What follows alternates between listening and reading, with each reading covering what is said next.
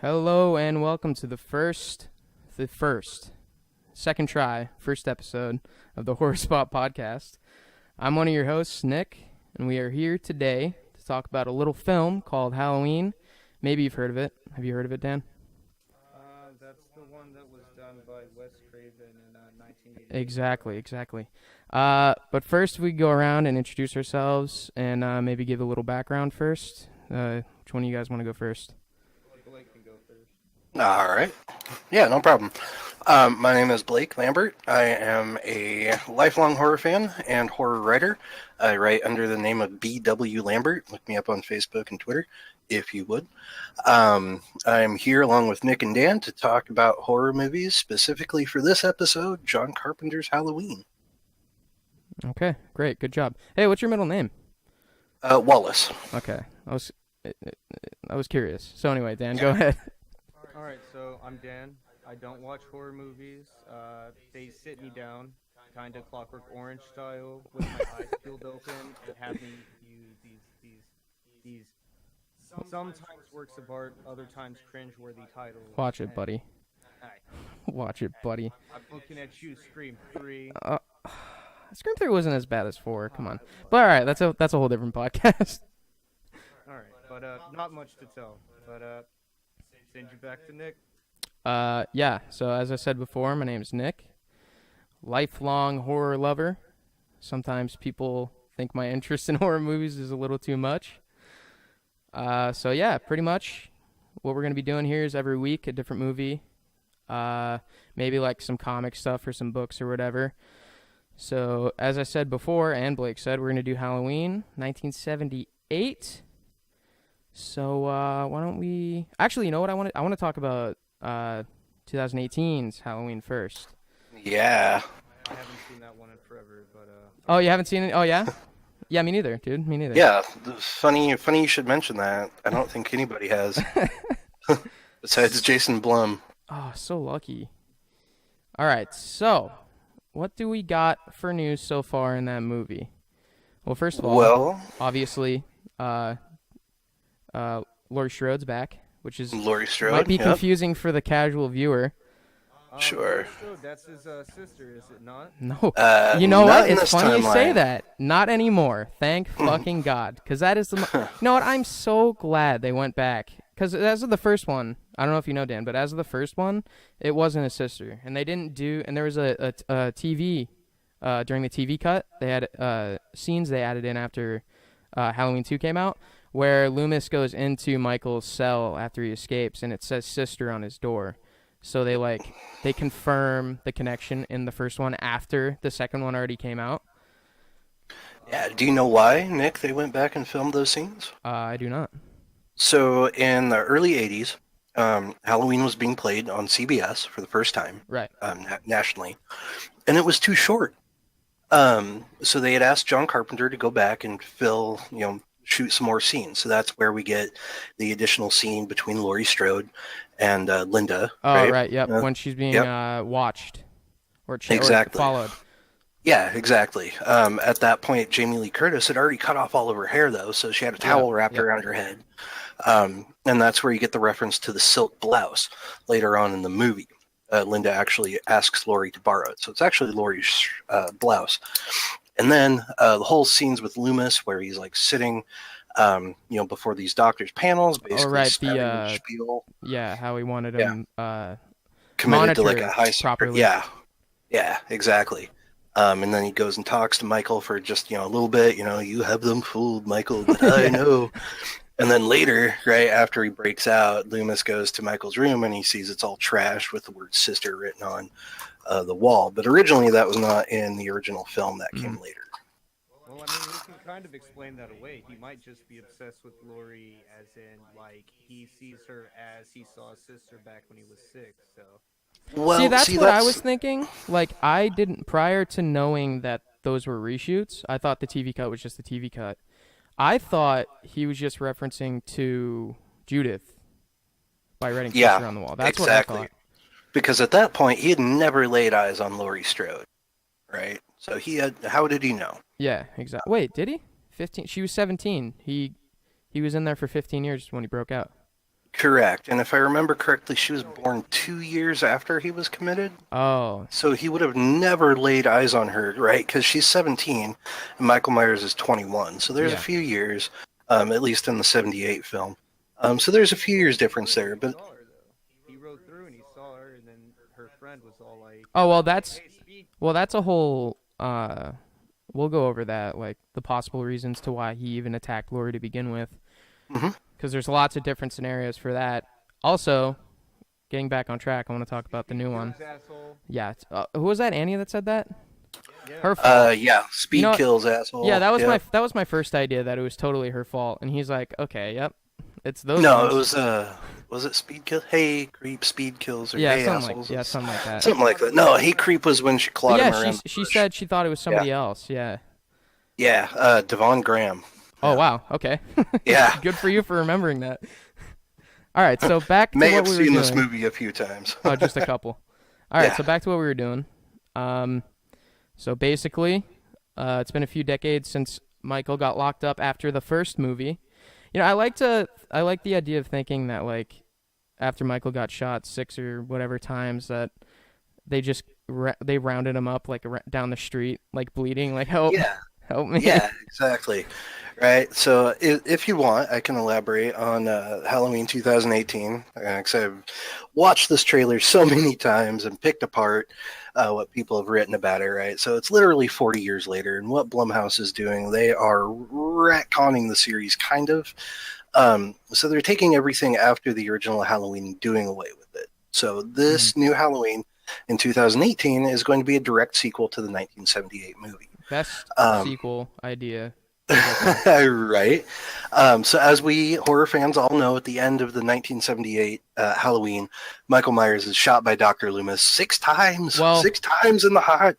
So he says. Yeah, we don't know how many times. No, Exactly. And blasted off a balcony, right? Loomis looks over the balcony. He's there 1 minute, and the next minute he's gone. End of movie. Yeah. In this new movie, right? So basically, from what I understand, is they are picking up directly at the end of Halloween 1.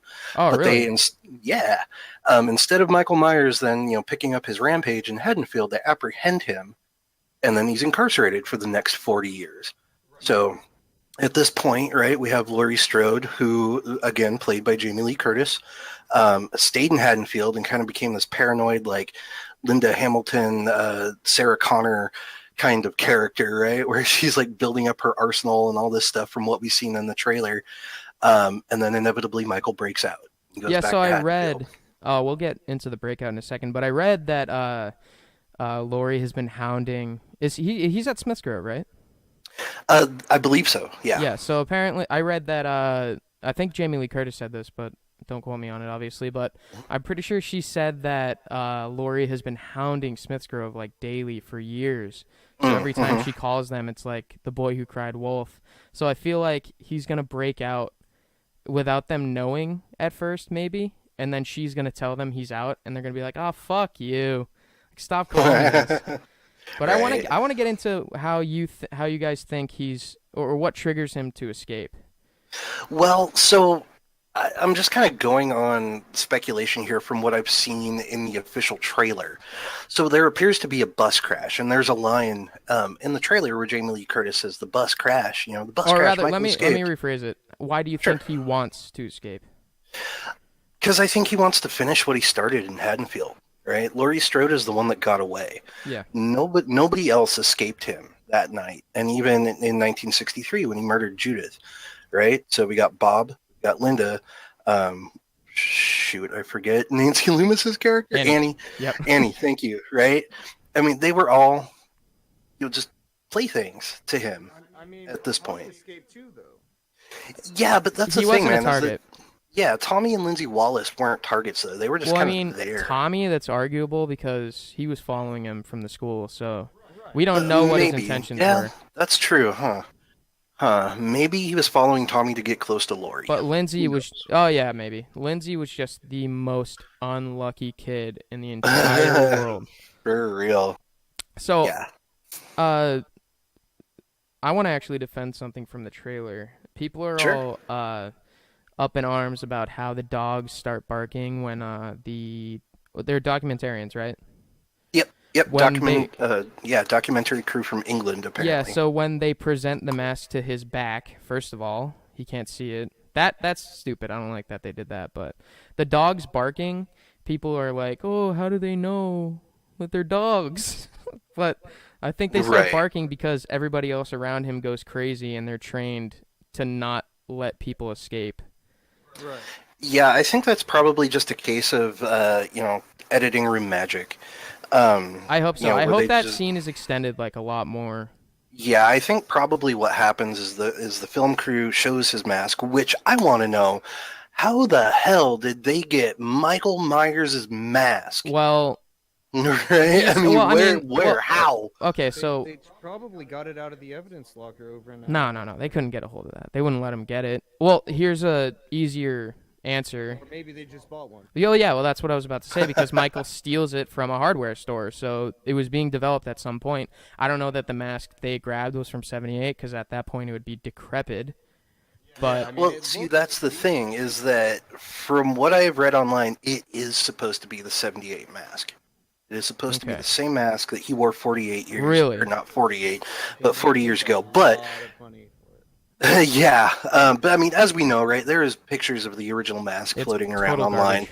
and it's terrifying, Yeah, right? I it mean, looks that like thing's Bubba's been through mask hell. from TCM, Dan. Yeah, it looks like a The Leatherface Leatherface mask. mask, terrible. Yeah. It's actually way worse. It looks like it got sick. It looked like it Yeah, died slow from sickness. exactly. And that is what exactly latex is supposed to do after Yeah, 40 years. It corrodes, it loses its tightness, and it just falls apart. It becomes brittle, right? So, I mean, for the mask that they're using in this movie, I could see where they're going with that. Do I believe it looks like the mask 40 years aged? fuck no. No. All right. Well, for all our listeners out there, word to the wise: do not use any condoms that were made in the World War II era. Yeah, no, that's a bit. Well, I don't even think you could get that on at that point. But all right, so do we think that the documentarians mention Lori and that's what triggers them? Because what? Why? Well, no, that mask would have triggered him. Yeah, but still, like, why go after Lori? Well, it doesn't make any sense. Like, why wait all this time? Well, because that mask will hold memories. Like he'll see that mask and be like, "Oh yeah, that bitch." Or maybe it was his only opportunity to escape during transportation because in the trailer there's a bus crash. And Right. He ended up with that mask again, so he probably iced one of them motherfuckers. eventually, yeah. Yes. I don't think well, there's a scene where it shows him putting it on, but he's already wearing his mechanic suit. So that means that he didn't get it till after he broke out. Correct. So I think probably what happens, because there's a scene with the male documentarian talking to Laurie Strode where, she asks him, "You don't believe in the boogeyman?" Right. And he says, "No." So I think what happens is they interview her first, right? And they get the footage with her first. And then they get the opportunity to go to Smith's Grove and see Michael Myers. And they have the mask. And they mention Laurie Strode, and that probably wakes something up in him. Yeah, see, that's what I was thinking. He has Yeah. a fucking 40-plus-year-old stiffy. He's just like, "Oh, that Yeah. bitch." Ah. See, Right? And a grudge, too, because Laurie Oh, Strode absolutely. is the one that got away. Mhm. You know? But then again, my qualm with the movie, now that we're talking about it, the Documentarians. documentarians or whatever, fucking, they're British. British people don't fuck with any of that.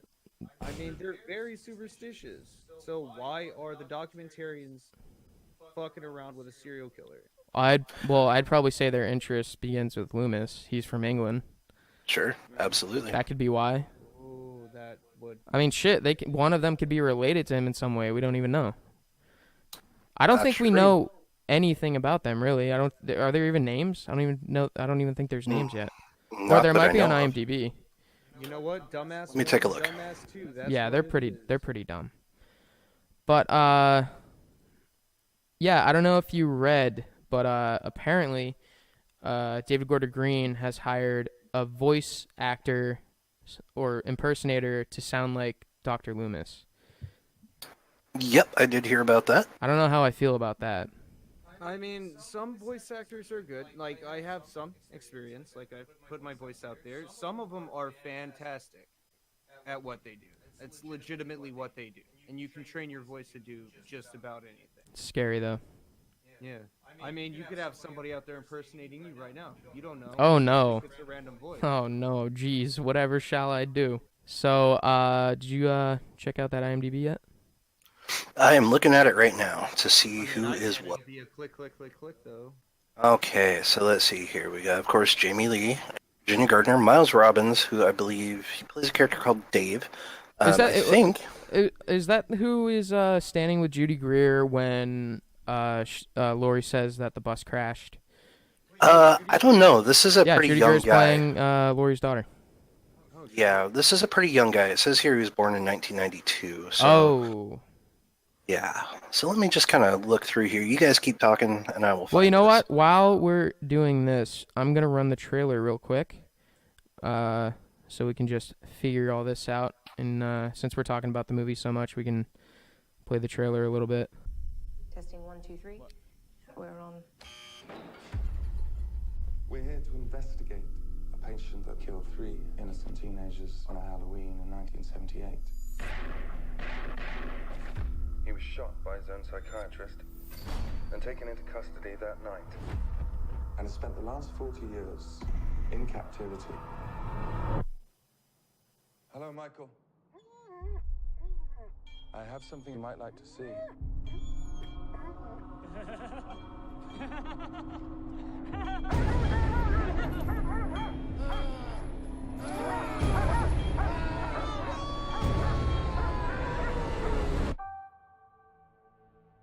Everyone in my family turns into a nutcase this time of year. Yeah, I mean, your grandmother is Laurie Strode. She was almost murdered. Wasn't it her brother who murdered all those babysitters? No, it was not her brother. That's something that people made up. Do you know that I pray every night that he would escape? What the hell did you do that for? So I can kill him.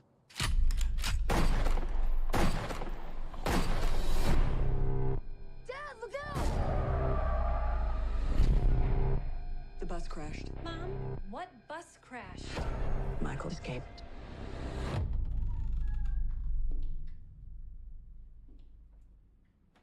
Excuse me, somebody's in here. Hello?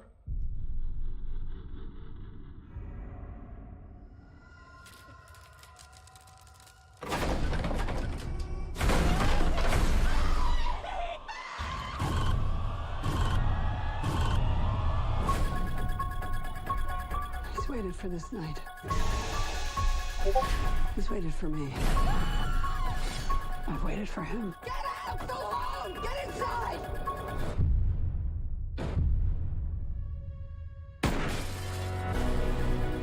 You don't believe in the boogeyman? He's here! Michael! You should. Can you close the closet door?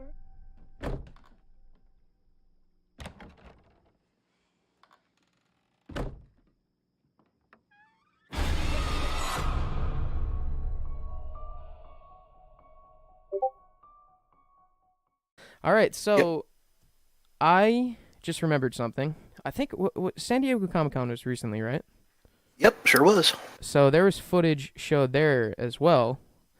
There was, yeah, new footage, but it wasn't. It hasn't been released So to this, us anyway. So this is so from the description. This is why I doubt that Michael's even after Laurie, like after the escape, because there's this one scene that they describe where it's like a Goodfellas like one take like long shot where Michael's just going like that little bit in the trailer where he's just walking, bumps into those kids and turns. Mm-hmm. So apparently he's just going house to house. And that Yeah, I did read that. Yeah, where he that one shot scene where he's just going house to house, like kills this one lady, goes next door. Yeah, what was that lady from the old lady in the beginning of Halloween 2? What was her name? Mrs. Elrod. Yeah, Mr. I think and that's a Mrs. shout out to Elrod. Mrs. Elrod because he grabs a hammer from the backyard. This is the description from the clip. He grabs a hammer from the backyard, kills her with the hammer, takes her knife, and then goes about his business. But yeah, apparently he's just walking down the street looking for people to meet. Trick or treating, if you Can will. we talk about that clear homage to what was it, Halloween 2 with the teeth? No. It was the woman and her daughter. Oh, H2O, you mean? Yeah. Yeah. Yeah, I guess that. Well, okay. So David Gordon Green and wow, Eastbound and Down. What's his name? Fucking Danny. Danny McBride. Danny McBride. All right. So Danny McBride or David Gordon Green have said that there is a tribute for every single Halloween sequel in this one movie.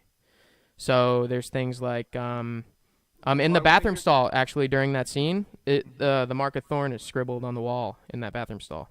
See, I want to hear Trick or Treat, motherfucker, at least once. Oh my god, can you imagine? No. Can you imagine it's like No. a Halloween 3 situation where he's in a bar watching Halloween Resurrection? Good lord. Or watching the Rob Zombie remakes. Oh, that would be worse. Oh, what's worse? What's worse? Halloween 2? Dan, have you seen that? Halloween 2? The remake. Oh, no. Okay. Oh, you showed me the end. That was the alternate ending. So we're gonna have to watch the actual one, unfortunately. But I hate Rob Zombie. all right, so Blake, Resurrection or H2? Remake. Oh my god. Dude, I personally, if I had it my way, I would have him watch Rob Zombie's Halloween 2. Well, he's already seen Resurrection. Okay. So Resurrection is terrible, Yeah, in my opinion. God awful. Terrible movie. Yeah, But I mean, if they had to do an homage to it, I would say, in a bar, the remake of Halloween 2. You can't even really call it a remake of Halloween 2. It's just No, Halloween 2. reimagining, Right? The only remake aspects are at the beginning at the hospital, which was great. Which was so great. If It they was would have awesome. left it like that, oh my god, that would have been great. But no, Yeah, it had to be a dream. See, It's always a dream. all I need to hear is Trick or Treat, motherfucker. That's it? And I'm happy. I'm What if it's like in the credits? Does that count? then whatever. But they better special thanks to Buster. All right. Cringe. Yeah, no, thank you. I'll Cringe. pass on that. Or I want somebody to martial arts Michael Myers. No, House kick. no. Nothing from you know what? They should just shit on Resurrection. An homage to every movie you said. Yeah, Halloween movie. yeah.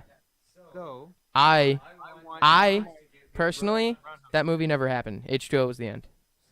Actually, I'll tell you what, guys. Now that I am thinking about this and looking at it, I have a 2-degree separation to Halloween Resurrection. I personally have it.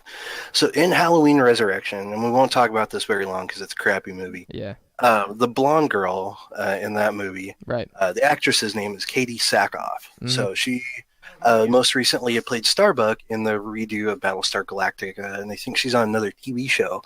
But she is from Portland, where I live, and her mom was my 3rd grade elementary school teacher. Wow. You know what? She has some splaining to do. You need to go back to your school and ask. I know. Be like, Katie, what were you thinking? Yeah. What were the Akkads thinking with this? Please Oh tell well, me. God knows. what they Inquiring were minds thinking. want to know.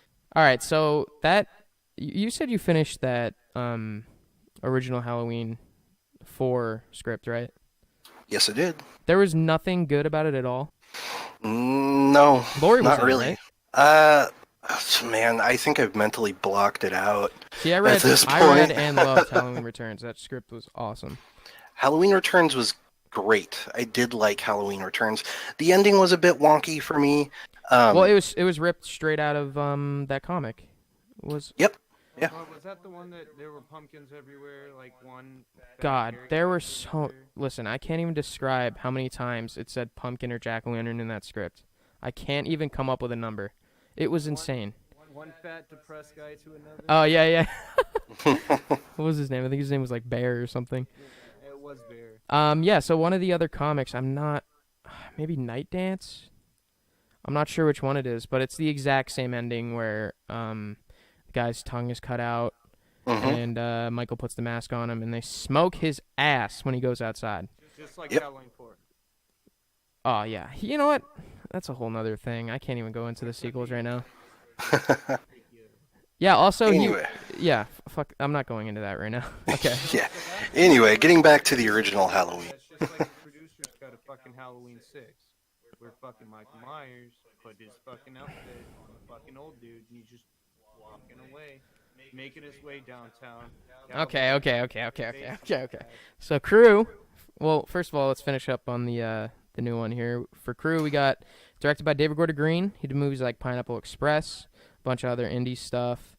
David Gordon Green, Jeff Fradley, and Danny McBride wrote the script together.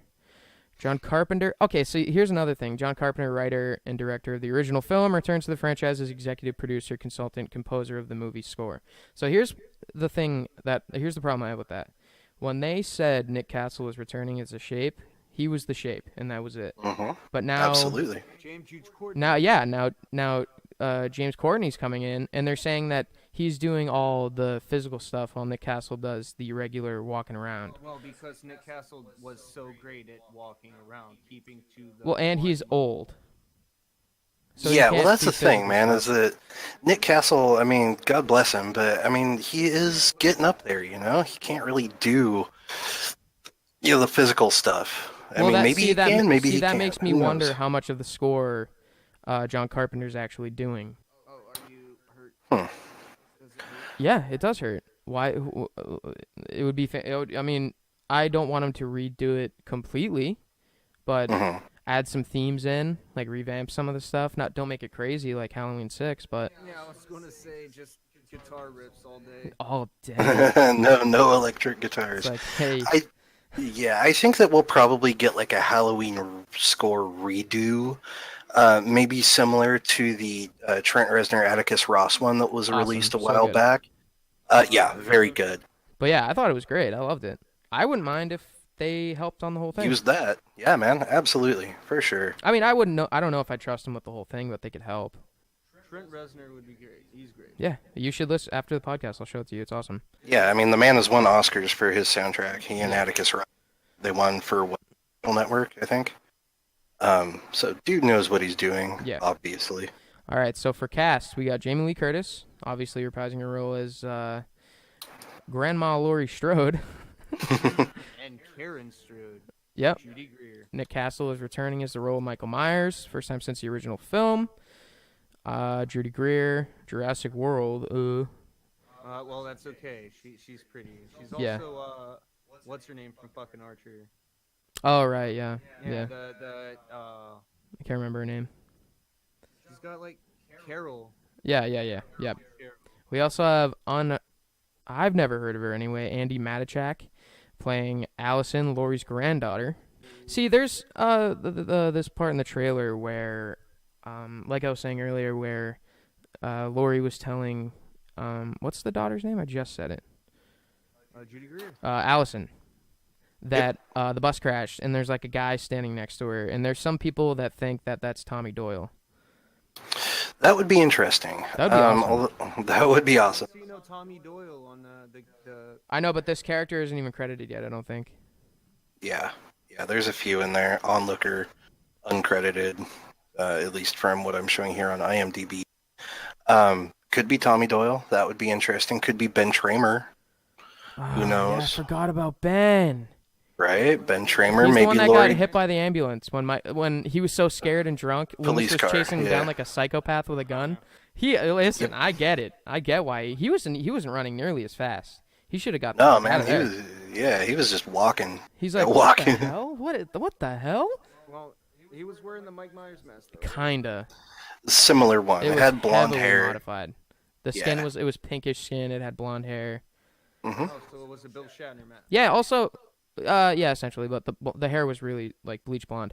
Also, he had a bag. He was trick or treating. Like, yep, exactly. I don't think Michael's out trick or treating. Loomis, chill out. Yeah, exactly. And wearing a completely different outfit. Too. I love how if you look really close, he's wearing like one of those old school like I don't even know what I mean. They were like a type of jacket, but they were really popular in the 80s.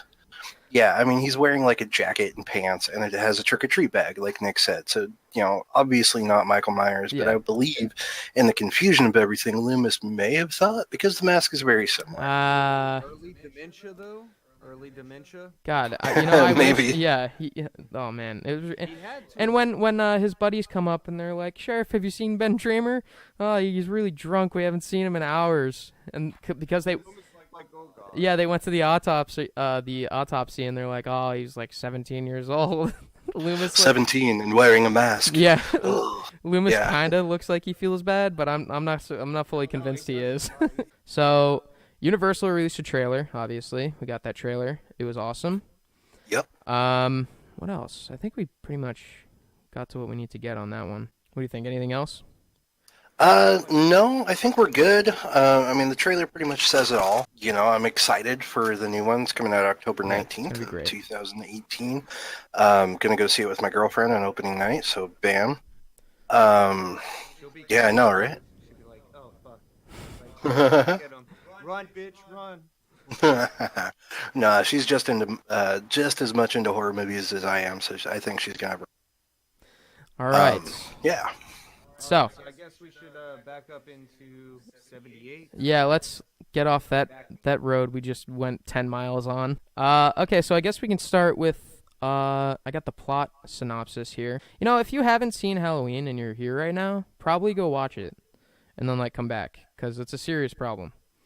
As somebody who doesn't watch horror movies and is primarily into like sci-fi or suspense thrillers, it'll surprise you for what it is. I think it was really well done. Yeah, unfortunately, I showed you Halloween before Friday the 13th and you were unimpressed. But I wish that was the other way around. I got newfound respect for Halloween. Yeah, it's a because great movie. I'm a fan of gory movies. Like the goriest I get is like Alien. Well, Halloween 2 was gory, but Oh yeah, but whatever. It was. They're not as good as Halloween, except for Resurrection. all right, so on a cold Halloween night in 1963, 6-year-old Michael Myers brutally murdered his 17-year-old sister, Judith. He was sentenced and locked away for 15 years, but on October 30th, 1978, while being transferred for a court date, which I did not know. Is that even the case? I didn't know he was being transferred. I know that there was the...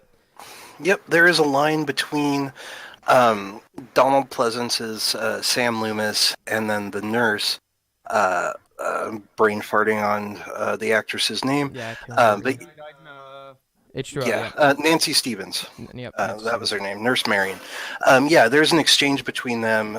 She says, "What should I give him when we go in front of the judge?"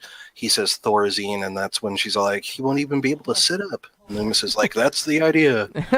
Right? And for those of you that don't know, Thorazine is a very powerful antipsychotic drug. It's basically given to people who have like murderous psychotic fits. Pretty much given to 6-year-olds who have murdered their sister. Yeah, exactly. Okay, so a 21-year-old Michael Myers steals a car and escapes Smith's Grove. Okay, again. So no, here I got something for you. So if we're going by Halloween 4, 5, and 6 storyline, Dr. Wynn, that's his name, right? Yep. Dr. Wynn is in a scene in Halloween 1 where Loomis is like, where he's like, oh, what did somebody teach him how to drive? He was doing very well last night. And Yep. so Dr. Wynn was there. Also, he's the cult leader, so he could have very easily taught him how to drive. No problem. If they're apparently Absolutely. in control of him. So Yeah, I mean, if it's the same Dr. Wynn, then yeah, I absolutely. mean, it's a poor cop out for a reason why he knows how to drive. Dr. Wynn, was he the dude who Michael put the mask Yep, he was the one that Michael undressed slowly. Yep. He was the guy that was revealed to be the man in black. on? Down real quick. Yeah, he was the man in black too. Yeah, so I mean, I don't like to go by that storyline, but I'll accept that as a reason to why he knows how to drive a stick. So anyway, he returns to his quiet hometown of Haddonfield, Illinois, where he looks for his next victims. So that's pretty much it. I think it describes the movie pretty well. Sure, absolutely. I mean, the one thing that I have always kind of wondered about, why Laurie, right? Why Laurie and her friends? I mean, this is just, you put Halloween 1 in a bubble, right? And you take all the other ones and you do away with them. So you, as you find out later, right, Laurie is his sister, so it would make sense that he would just make a Yeah, beeline so if we're going for off her. the first one, then what is the reason? Yeah, what is the reason? Is it just... I think it's because he saw her. He was the first one to see. Yeah, no, she looked a lot like his sister. Yeah, trying to recreate. Oh, no, I don't Sure. think. No, she didn't. No, she didn't. Well, no, I'm saying, like, he was, what, 6? Yeah, When that happened, he didn't have any family photos. He just remembered that she was 17. slender, brunette, around 17 years old. Yeah. Well, I mean, that goes off the idea that just like every other or most serial killers, he's trying to recreate what he did originally. So Sure, yeah. with her being around the same age and her fucking with his house. First of all, you know what? Let's forget this whole Halloween 2 thing didn't exist. I'm wondering why her shitty father, who knows who she is and where they adopted her from, sent her to the Myers house. What the fuck? Are you insane? He did it. It's his fault. It's all his fault. Well, I mean, again, that's I don't know. Right? I mean, that's going off, the regular, to Laurie is the sister plot. But, Yeah. I mean, at this time, literally, I mean, it was just supposed to be a one-time Way thing. better.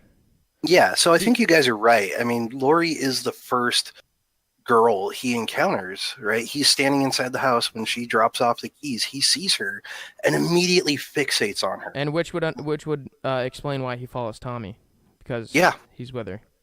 Yeah, exactly. He's right there with her. So, I mean, if this kid knows where she is, he's going to follow her.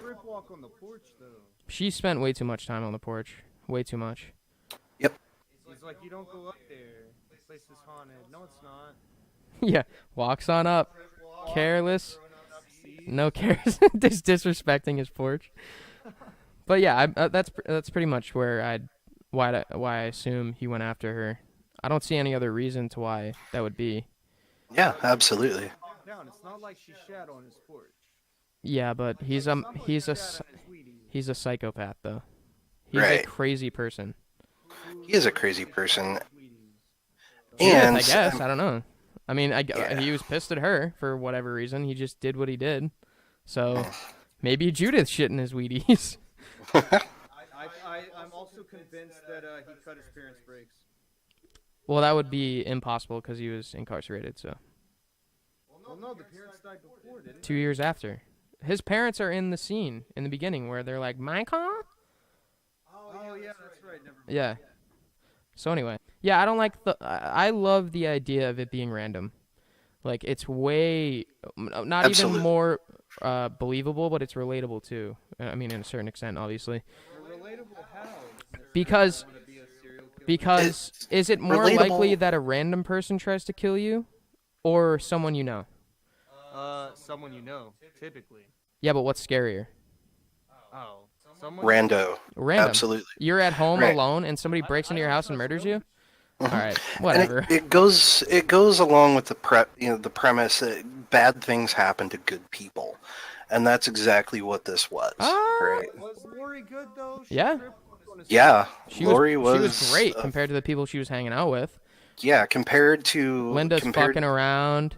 Yeah. Like, they're doing drugs, they're drinking, right? I mean, I don't know how bad Andy. I mean, she was a terrible babysitter. No, like without a doubt. She just pawned Lindsay. Watch the bitch. I need to go get fucked. Yeah, and then Bob. Oh my God, we'll get into Bob. Right? Bob and his little pedophilia joke. Yeah, Yeah, what a not weirdo. cool. Anyway, so yeah, Lori, she was great compared to her friends. She was trying Absolutely, to do her she home. was a saint. She was worried about losing her books. Yeah, They man. didn't She give was a like, shit. yeah, she was the nerdy girl who didn't know she was hot, Yeah. right? I mean, that is exactly who she is. Dan,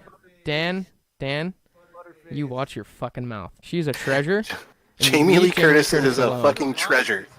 Who? Buster Rhymes is Oh my God, are we gonna keep going back to this resurrection thing? You know what? We're gonna do a resurrection episode, and we're just gonna let you talk about it, and we're just gonna shit all over it the whole fucking time.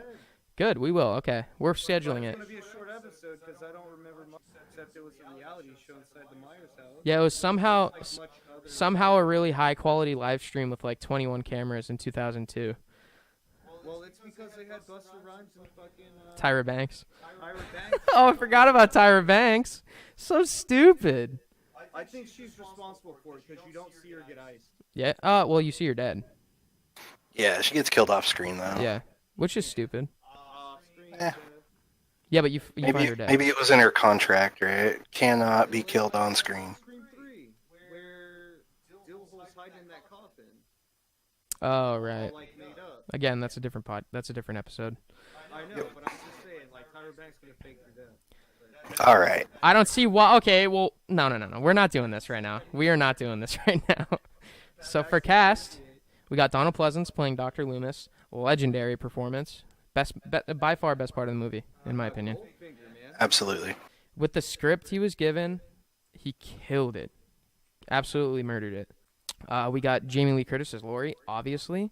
I don't know if even bringing her back for a sequel was a great idea. It was the smart idea, but I think it would have been a lot better if it was just another random attack. Sure. Well, Yeah, I mean, absolutely. that brings up the whole sister thing again, obviously. But so we got Nancy. And Nancy Loomis. Nancy Loomis. Yep. As Annie, my second favorite character in the whole movie. What was that song she sang? Hey, Paul, Yeah. I got you all, or something like. No keys, so please, my Paul. That one? Yeah. Yeah, that one. That one that you just sang word for word that you could barely remember. So we have the Control F, surprisingly man, it's still your friend. alive Charles Cyphers, Sheriff Brackett, Kyle Richards, Lindsay, who is what reality? She's on a reality TV show. What show is that? I think she is on Real Housewives of something, Los Angeles, Oh, maybe. no, she can't be doing well. Yeah. Brian Andrews is Tommy. We got John Michael Graham as the legendary Bob. Mm-hmm. I wish he had a last name. Who, Bob? Yeah, because there's some people think that Sims. Barry Sims. Yeah, what Yeah, it said Bob actually. Sims. It's really his last name in the movie. Yep. Oh, confirmed. Barry Sims is his brother. Confirmed. We got Possibly. Nancy Stevens as Marion Yep. There's Marion Crane, as you find out later. and Tony Moran. But let's not overlook the long-lived, depending on how you would want to pronounce it, who also played the graveyard caretaker, who gave that wonderful right. little exposition about Charlie Bowens over there in Russellville. Yes. God, that's more comic stuff. Oh my god, I can't wait to get into the comic books. It's so awesome. Yep, the Charlie comic, yeah. So One good. night he went out into the garage and got himself a hack. That guy. Yep. Then we got Mickey Yablans as Richie, who is Erwin Yablans, executive producer. Did he play Richie? His son. Yep, he played Richie. I thought Absolutely. it was what's it? Get your ass away from there, Lonnie. Lonnie. Yeah, Lonnie. Nope, that currently, according to IMDb, that is Brent. Of course, we have Tony Moran as the unmasked Michael Myers. Which in the movie I found that strange that it incorrectly has his age as age 23. When it says in Halloween 2 Michael Myers is 21. 21. And 21. 21. Right. But the real star of this movie, aside from the great late Donald Pleasence and Jamie Lee Curtis, is Nick Castle as the Shape. Absolutely. Love him. Nobody has been able to recreate Nick Castle's performance as Michael Myers, whether it be the walk, just how he moves. Nobody has been able to do that in any of the sequels. And I mean, don't get me wrong. I mean, I'm a fan of Dick Warlock in Halloween 2. Yeah, I think he was about walks to a say bit he was. slow. Oh yeah, he's way slower. Way slower, but you got to realize at this point, dude, homeboy's been shot like 6 times, stabbed in the chest, stabbed in the eye, stabbed in the neck. He's probably hurting. He just doesn't want to show it. So he's walking a little bit slow, or he just doesn't care, right? And then, like, I mean, you have like George P. Wilbur in Part 4 with that ridiculous hockey, padding on it, and then. But judging by his performance in 6, like, it would have been great without the hockey pads. Absolutely. I heard a rumor that actually of the film it wasn't even George P. Wilbur, it was somebody else. Because you could see a bit of a body difference in the latter half of the movie. Guys, are you talking when he's in the rap at the mechanic? Because that was definitely someone else. Oh no, I was talking about Halloween 6. No, Halloween 4 all the way through was. Oh no, George it was somebody else. I don't recall his name, but George P. Wilbur, for whatever reason, I don't know whether it was filmed. The second half was filmed first. It's when Tommy's being chased. Yeah. Yeah, that's when it's not George P. Wilbur. Yep, it's after in the theatrical cut after the massacre scene. Yep. When they're being chased under the tunnel, you can visibly tell that it's a different person. Which, by the way, as a caveat, the most terrifying scene for me in Halloween 6, just taking a step away from the original Halloween, is after that massacre scene and that one doctor is getting away, there's a scene where Michael Myers just comes whipping around a corner, and that to me is like terrifying. That is how Michael Myers should move, like a fucking big cat, right? He's ready to pounce on this guy. Like, it was all atmosphere. Michael Myers himself in this movie wasn't terrible. I don't know what you're talking about. Without him there, it wouldn't have been scary. Yeah, it was just been some dude running down a hallway. See, I think now this is probably not going to be liked by anybody, but I feel like the atmospheric scariness in the second one was done a lot better because of how big of the Yes. how big the spaces were.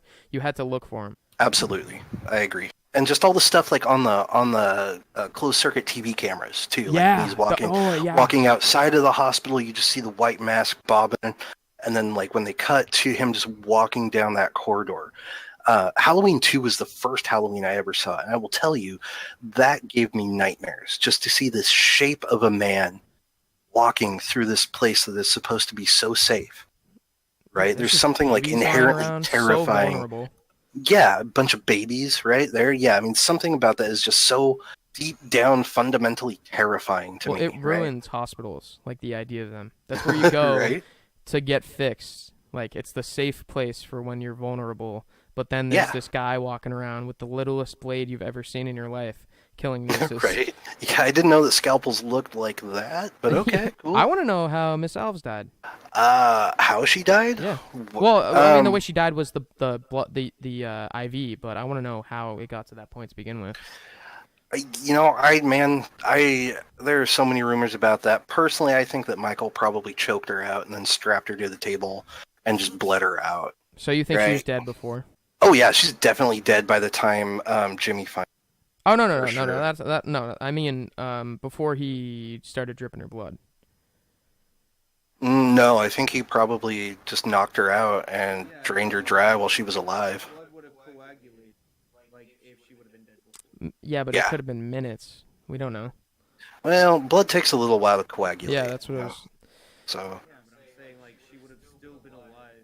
Like if it's inside the body, it doesn't coagulate. If it's outside the body and it mixes with air, that's when it starts coagulating, unless it stops moving. So with that being said, right, she's dead, it would start coagulating. That's if we're not going off of a 1981 slasher movie where they don't exactly go off of medical. right, it's that suspension of disbelief there that they're really going. I'm just saying. No, I feel you. I get you. I feel Sure. she's still alive when it's bleeder. Oh yeah, well, what else would be the point? There's no point in bleeding her out if she's dead already. That wouldn't make any sense. Yeah, because if you look at her, right, she's got a strap around her midsection, but she also has some like a tube. So I think he probably choked her out. Didn't? Yeah, just put her to sleep. Yeah, exactly. But just knocked her out and then strapped her to the table and then bled her out. All right. Or he started bleeding her out and he just watched her struggle.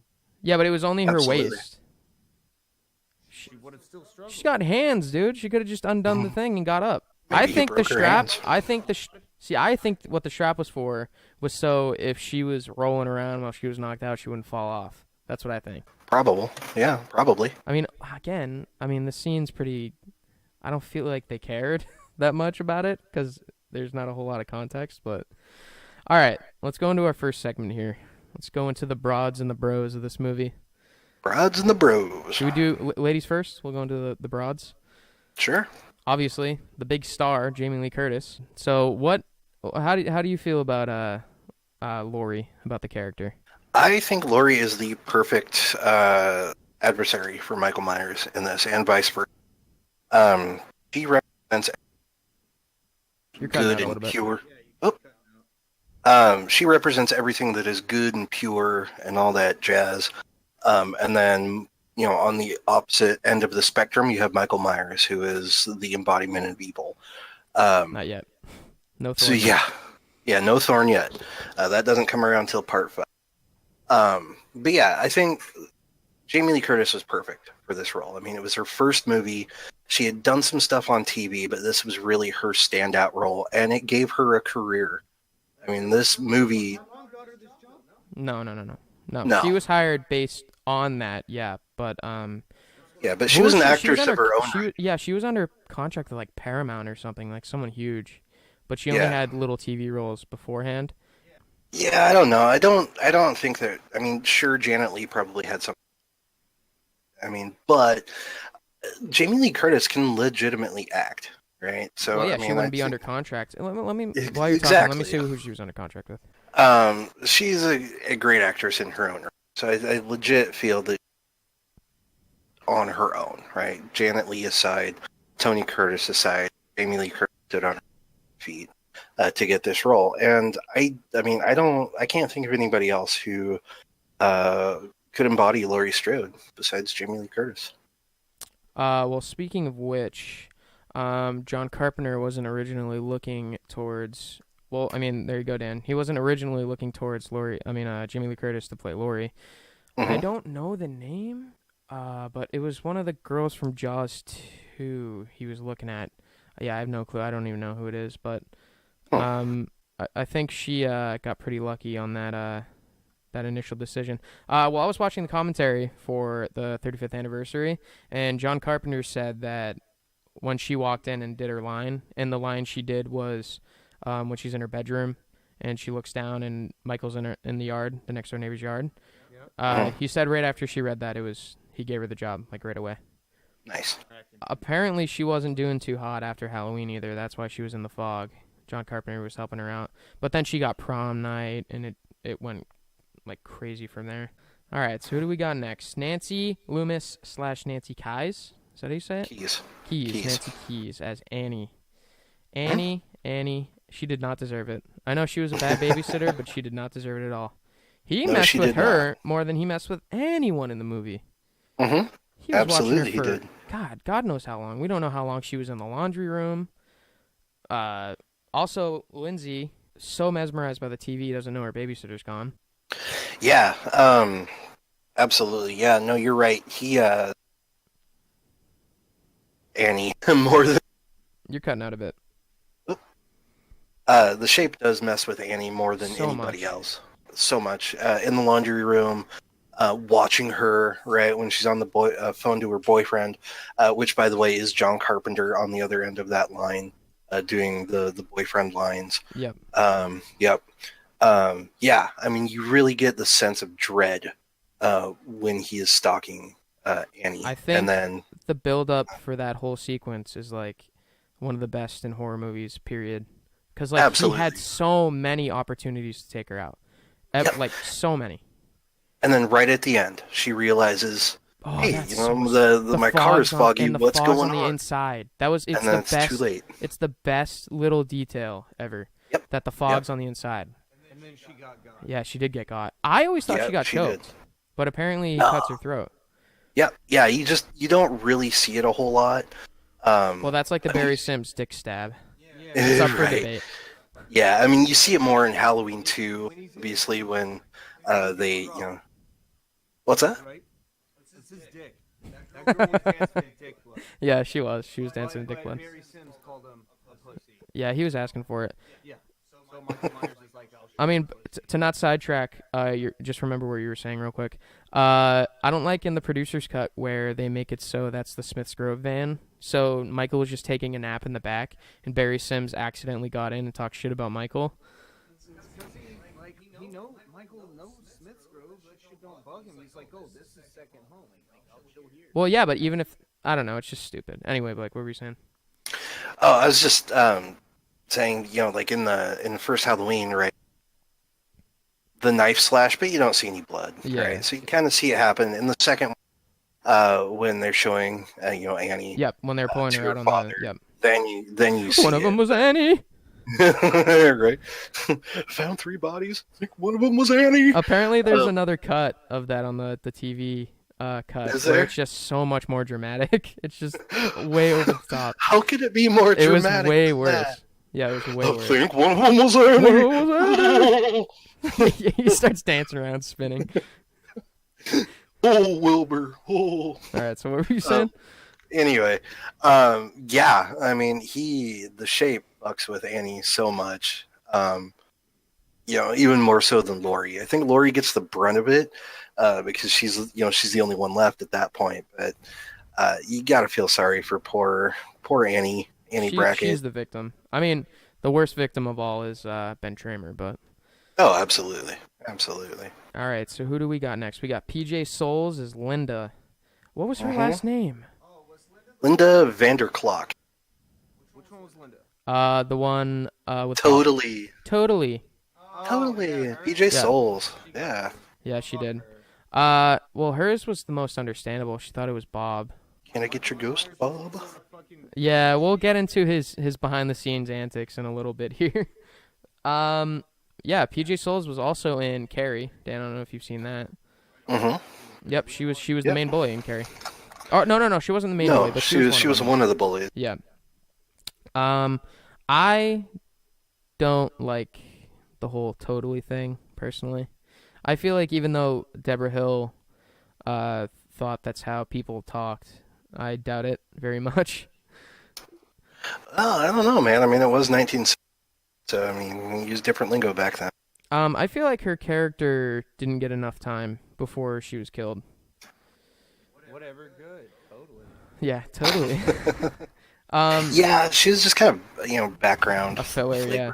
Yeah, I mean, nothing against PJ Souls or anything. She was the eye candy of the movie. Yeah. Right? She's the one, with the bare chest scene. She's has the most giggly, bubbly personality. Yeah. And I think she would probably be like, I mean, she was the hot girl in high school, right? Every high school has a girl in it. Yeah, exactly. And I think that was supposed to be Linda. High school in the South, they all look like hogs. Well, that's just the South, period. Everyone there looks like hogs. So, PJ Souls, fun fact, was married to, not Randy Quaid, oh God, Dennis Quaid. Dennis Quaid, yeah. Yeah, Dennis Quaid. And he was supposed to play Bob. Really? I would have loved that. He was on set. There's behind-the-scene pictures you can look up where Dennis Quaid was on set during the filming. Huh, no kidding. I mean, Bob. Was he in one of the other fucking Halloween movies? No. No. He was in a John... Yeah, which one was he in that was, Dennis Quaid was in a John Carpenter movie, Starman.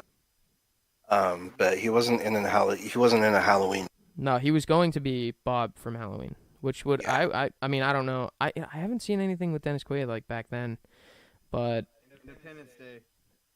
no, that's Randy Quaid, and that's way after Halloween.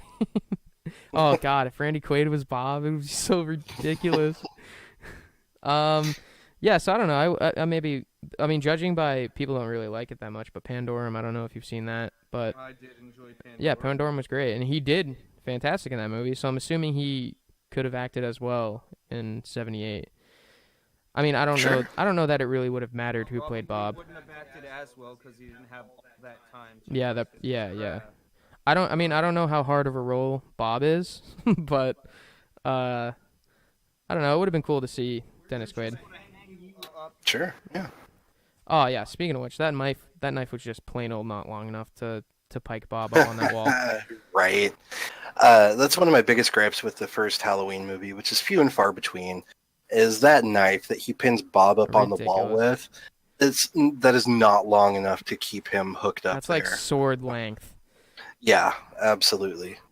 Absolutely. You would have had to at least had a way longer kitchen knife in order to do that. I mean, I get it, right? It's all there just for the scares and the looks and everything. And it looks great. Oh, absolutely. The way Michael steps back and looks, he's like a dog, like the way he looks. The head cock from side to side. Yep. Yeah. But I mean, realistically, Bob would have fell to the ground. Yeah, absolutely. Yeah. All right, Michael went on some adventures behind the scenes. I wish there was like goof footage of it that they filmed. That would have been hilarious. Right. The place that they filmed? What do you mean? You just said fucking Michael was going places. Oh yeah, he was all over town, dude. He was working hard all day long. He was preparing. He worked really hard for that night. He deserved it. He worked so hard. God bless him for all that shit he fucking set up before he started killing people. All right, so our next one, we got Nancy Stevens as Marion. Yep, Marion Crane. Unnecessary? I mean, she's there for the movie. Okay, you know what? Let me rephrase that. Unnecessary in number 2. Oh, unnecessary in number 2? Yes. I think so. Yes. Absolutely. Yes. Absolutely. A nice nod in H2O, for sure. Oh, yeah, that was great. But definitely unnecessary in part 2. I'm wondering why she's living at Loomis's house. That's pretty weird. Well, so if you've read the comic Autopsy, there is a scene where... Blake, you know I haven't, because I'm waiting for it to come in the mail. But tell the people. True. Tell the people. I will tell the people. There is a scene in a comic called Halloween Autopsis, where there is a scene between Marion Crane and Dr. Loomis, where she tries to convince him that he needs to come live with her because he is in ailing health. At this point, he's still living in Haddonfield, walking the streets like some kind of crazy vigilant. But yeah, so that kind of sets it up for the events of Halloween H2O, where she takes care of him until he died.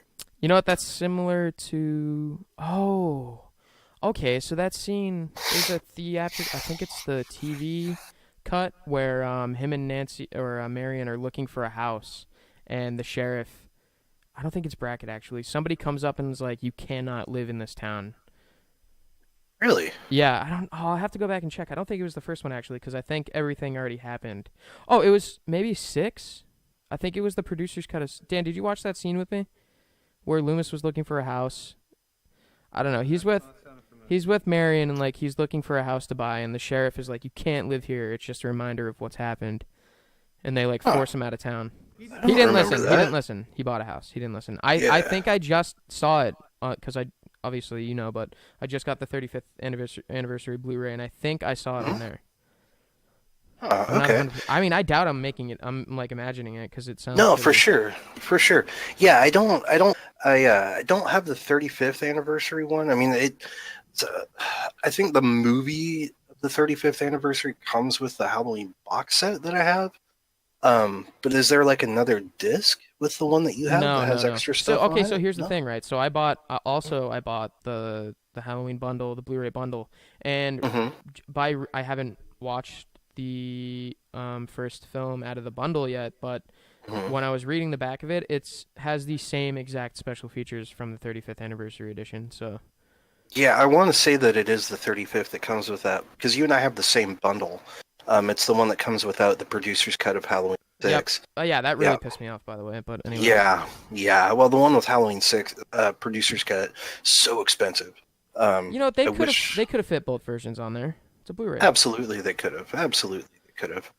And it's got better packaging too. But whatever. Yeah. I'll have to go back and watch that because I don't recall that. Let me see. Interesting. I don't know. Yeah. Oh, you know what? I remember. There's a special feature in the 35th anniversary edition where it shows the TV scenes, like every TV scene that wasn't showed in the theatrical version, and I think that's where I saw it. Ah, okay, cool. All right, so who were we just talking about? Nancy Stevens. Nancy Stevens, yep. I wish she showed up more in the movie, because she was like a pretty, I'm not going to say a pivotal part in the beginning of the movie, but she was there. Like, she experienced everything. She was with Loomis, and then all of a sudden, she's just not with Loomis anymore. But, yeah, like, she's, like, his assistant, I guess, or, like, protege or something. Because, I don't know. Oh, we got Kyle Richards, I guess. A bro. No, that's not a bro. That's Lindsay Wallace. Yeah, man. Kyle Richards is the little girl who played. Yeah, it's Lindsay Wallace. Kyle? Yeah. We got an Angela scenario, guys. Yeah, right. Well, we have a special announcement at the end of this episode for that. I thought she was great. She was convincing as a terrified child. I don't know how good of an actor you have to be to pull that off, but what do you think? According to her IMDb, she's been acting since she was a kid, even before Halloween. Like up to 4 years before. Looks like she has roles from 1974 and on. So I mean, she'd been acting for a few years prior to Halloween. So not to say that she had her chops down or anything, and she's still acting. She was what, 8 years old? Yeah, something like that.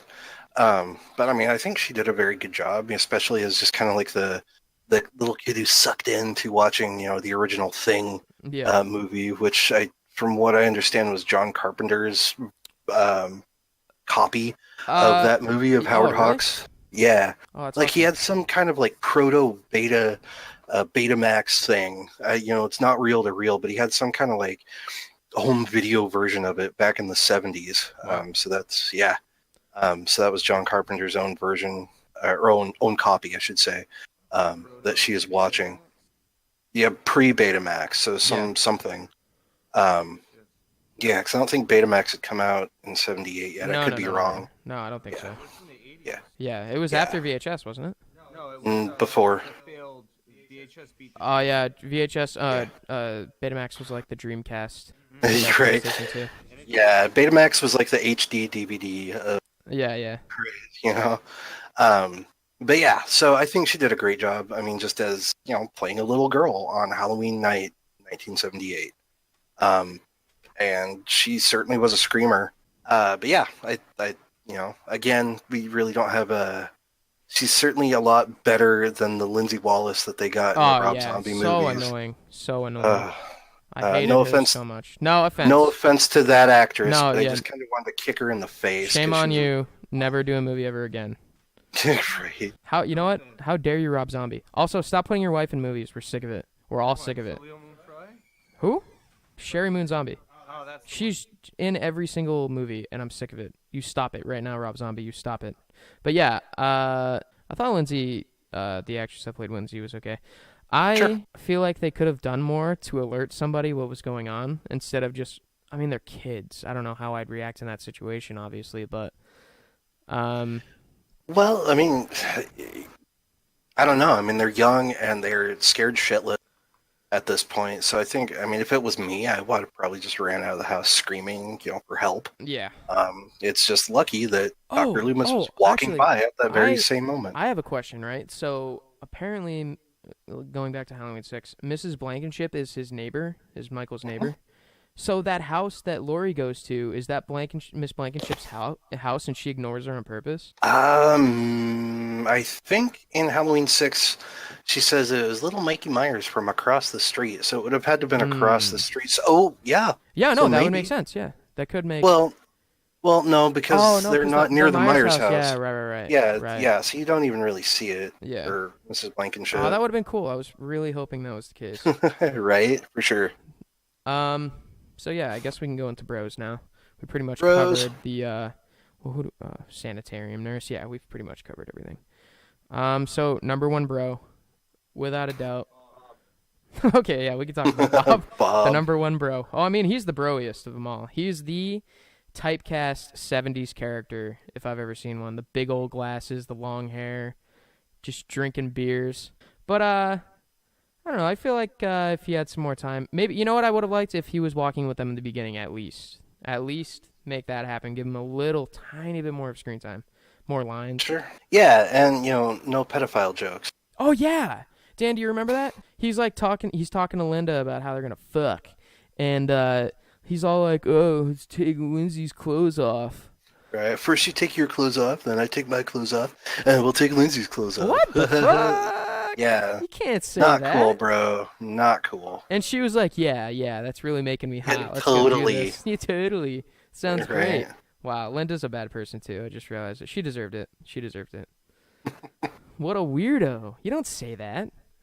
Yeah.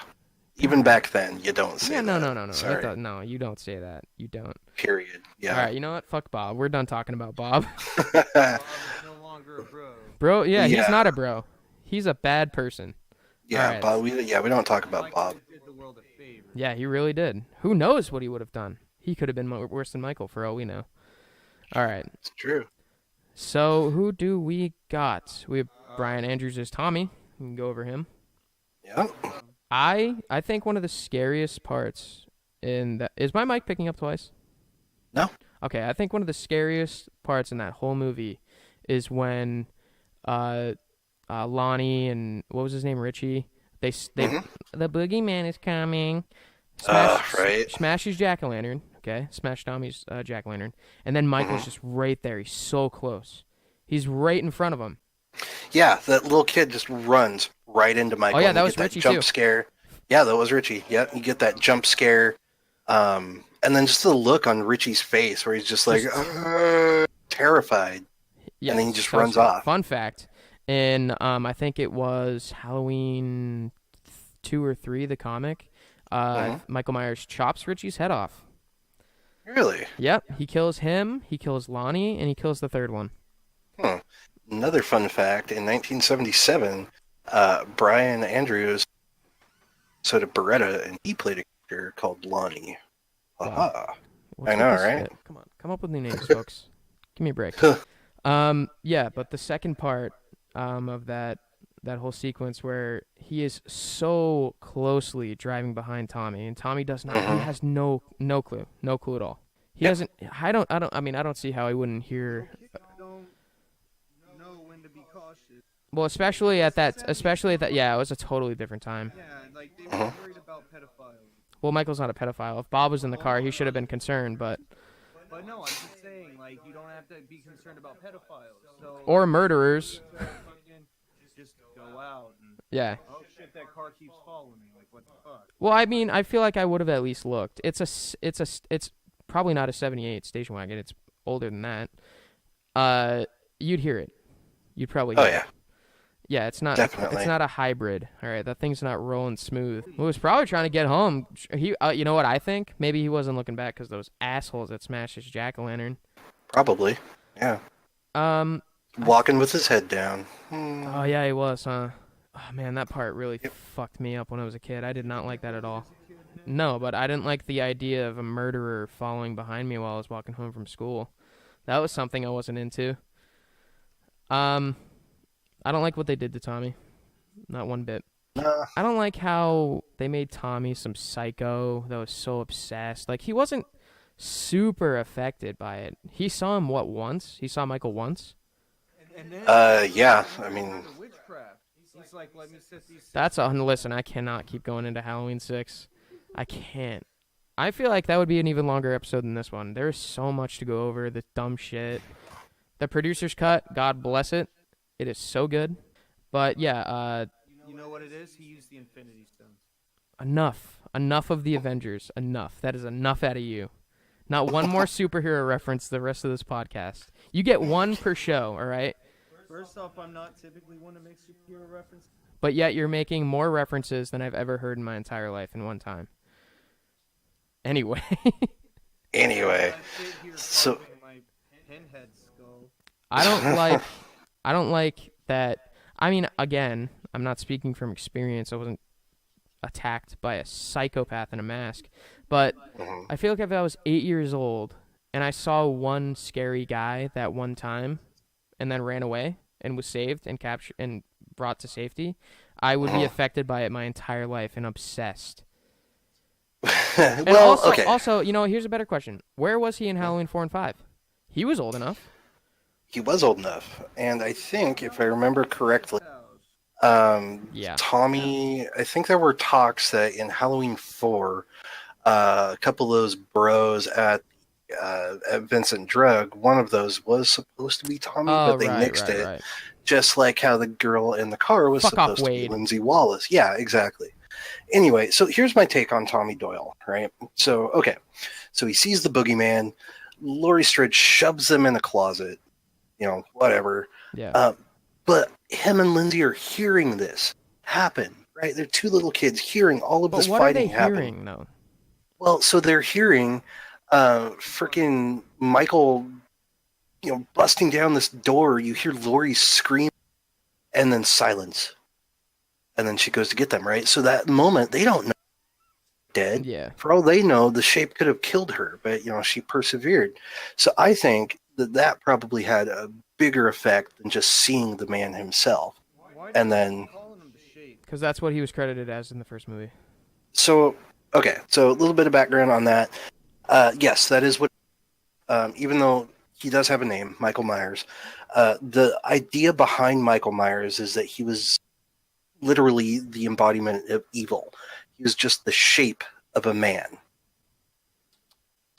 So that's, so see, that's where They it were gets... trying to separate Michael Myers, the kid, from the Shape Mhm. the Killer. Yep.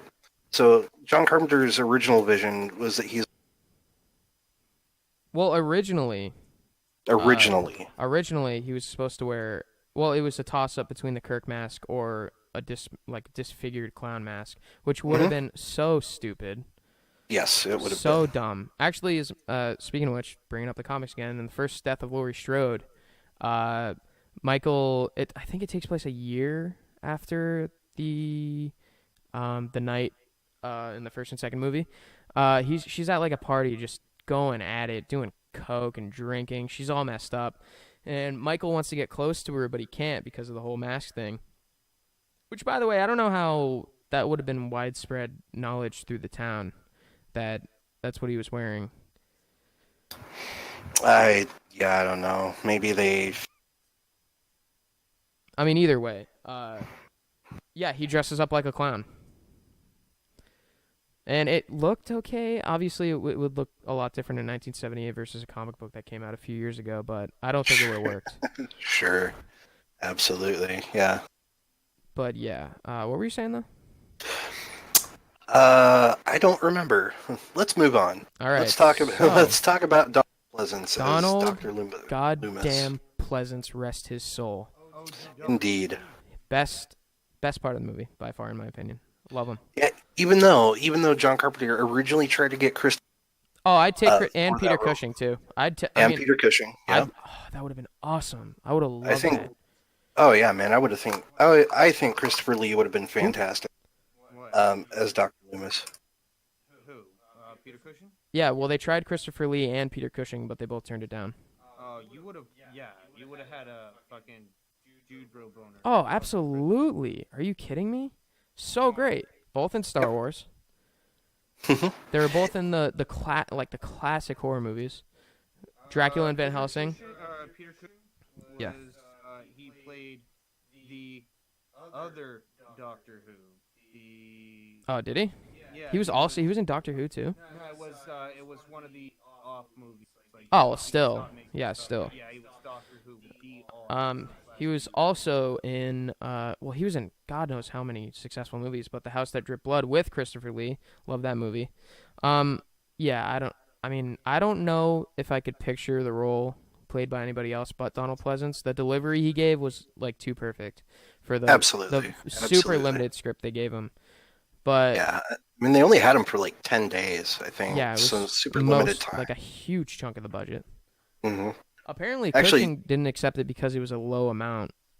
Yeah, it was basically under his snuff, I guess. Yeah. Christopher Lee had gone on record saying that was the worst Yep. mistake of his Yeah, I was career, just about to say that. turning down Halloween. Yeah. That would have been great. I'm not. Oh, man, I can't even imagine. I mean, that would have been awesome if they had Oh, you know what? But he's got a heavy metal album. Yeah. Yep. Classic. That's like the Pope's the metal album. Pope has a metal album? Yeah, he orchestrated it. He doesn't sing or anything, but anyway, I need to hear this. it's pretty good.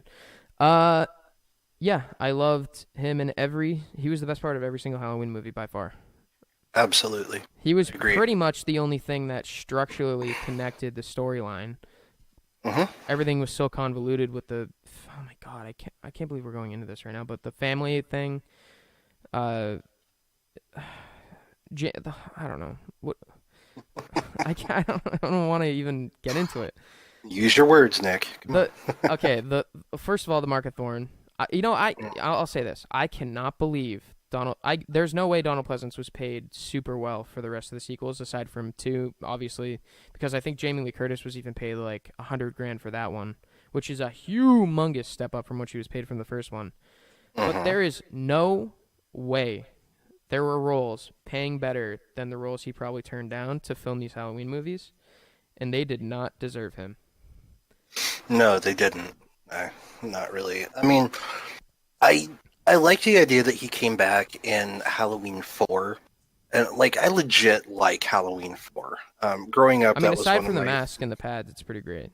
Oh, absolutely. It's when we get introduced to Danielle Harris as Jamie. Mm-hmm. She has gone on to have a great career, starring in the Hatchet movies. She was in Urban Legend. Ugh. Yeah. But Halloween 4, I mean, just to touch on this a little bit, he was, I think, the best part of Halloween 4, and I don't know why he came back for 5. Well, obviously, at that point, it was just a love for the role. It had to have been. Yeah. There was no.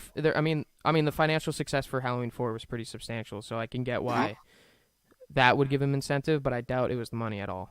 I doubt very much. For sure. I mean, he's on record saying he'd stop at Halloween 20. Well, Jesus Christ. I can only so he imagine. must I'm have- so glad it didn't go that far. Yeah, I mean, he must have legitimately loved the role of Sam Loomis, and that's all that there really is to it, I would guess. I mean, he was kind of a dick in Halloween 5, but He was. Like, leave her alone, dude. What are you doing? Relax. Help me find him, But then Jamie. again, like, he was probably, like, I can only imagine how confused Loomis was compared to the viewer. Like, it was confusing for us. Yeah, right. Agreed. But I think my favorite role of his isn't even in the first movie. I think his best performance was in 6. Yeah. Absolutely. You could tell at that point he was like, so there's something a little bit more endearing about it. Like, I didn't know that he died shortly after. I mean, like, I remember seeing trailers for 6 as a kid, but I didn't ever see it in theaters. I remember renting it on a home video on VHS from Blockbuster, and then you see in the credits, in memory of Donald Pleasance. Oh, that would have been horrible. That broke my heart, bro. Oh, that would have been to see horrible. that he had died, because I mean, the internet was in its infancy at that point. I certainly didn't have a computer, so I didn't know. I didn't have like a subscription to Fangoria or anything, so it's this little kid in bumfuck town in Oregon. Oh yeah, Fangoria was around late 70s. Oh god, yeah, dude. Fangoria came out in 1979. Yeah, I think. super late. I want to say. Yeah. Originally, So it was a you're- sci-fi magazine, but they switched after the first Starlog. issue. Yep. So anyway, yeah. But yeah, I mean, like, I just didn't. Fango was around. I just didn't have a subscription. My dad would do that for me. See, what was the first one you've ever seen? First Halloween I ever saw was 2, actually. So that was my introduction to Halloween. Was the second one, and absolutely falling in love with it. Yeah. Like, I had seen The Nightmare on Elm Streets beforehand, and Friday the 13th. It actually kind of goes into how I got into liking horror. Was I started watching horror movies to get over my fear of horror movies. Yeah, I know, right? I remember seeing the trailer for Friday the 13th, Part 7, The New Blood on TV. And there's a scene in the trailer. It's the scene when Jason is walking up the stairs after Tina and Nick. And those two just black holes of eyes staring at you just scared the shit out of me as a kid. And so my grandma, God bless her soul, there was this little mom and pop movie theater across the street, or not movie theater, movie store, across the street from the elementary school I went to. It was called Video Country. Anyway, she would take me over there, and she kind of like did, the spoiled grandma thing. So it'd be like, hey, Nana, I want to rent a movie. She'd be like, okay. So we'd rent horror movies, and like I would just watch these. Yeah. Yeah. Right. So I would watch these to try and get over them, and I just fell in love with them. So, but yeah, the first Halloween I ever saw was Part 2. My order was so ridiculous. First time I ever watched Halloween was a living nightmare. I was 5, maybe. It was H2O. H2O was my first Halloween, because I'm super young compared to you guys. So, I was 5, and I was in kindergarten at the time. My mom was homesick, so she kept me out of school for the day, and put me and my older brother, in her bedroom because it was close to the living room. Popped on Alvin and the Chipmunks. Great. Awesome. Good long day of Alvin and the Chipmunks and a Lunchable. But no, my brother's like, hey, you want to watch Halloween? Popped it in, left, and closed the door, held it shut. I had to sit and watch the movie by myself at 5 years old, and it ruined me. It ruined me. But, yeah, so for me, it was H2O, Curse of Michael Myers, 4, 5, 1, 2. It was super weird. Huh, interesting. But see, I obviously, it wasn't the case originally, but I always thought they were brother and sister, so there was no, like, the story wasn't as confusing as to me as it would be to somebody who was around back then. My first Halloween movie, Resurrection. Shut up. Again with this? Again. Dude, we just got to do an episode for Resurrection for you, just to get that out of your system. Your actual first Halloween was Resurrection? Resurrection on television. I remember Trick or Treat.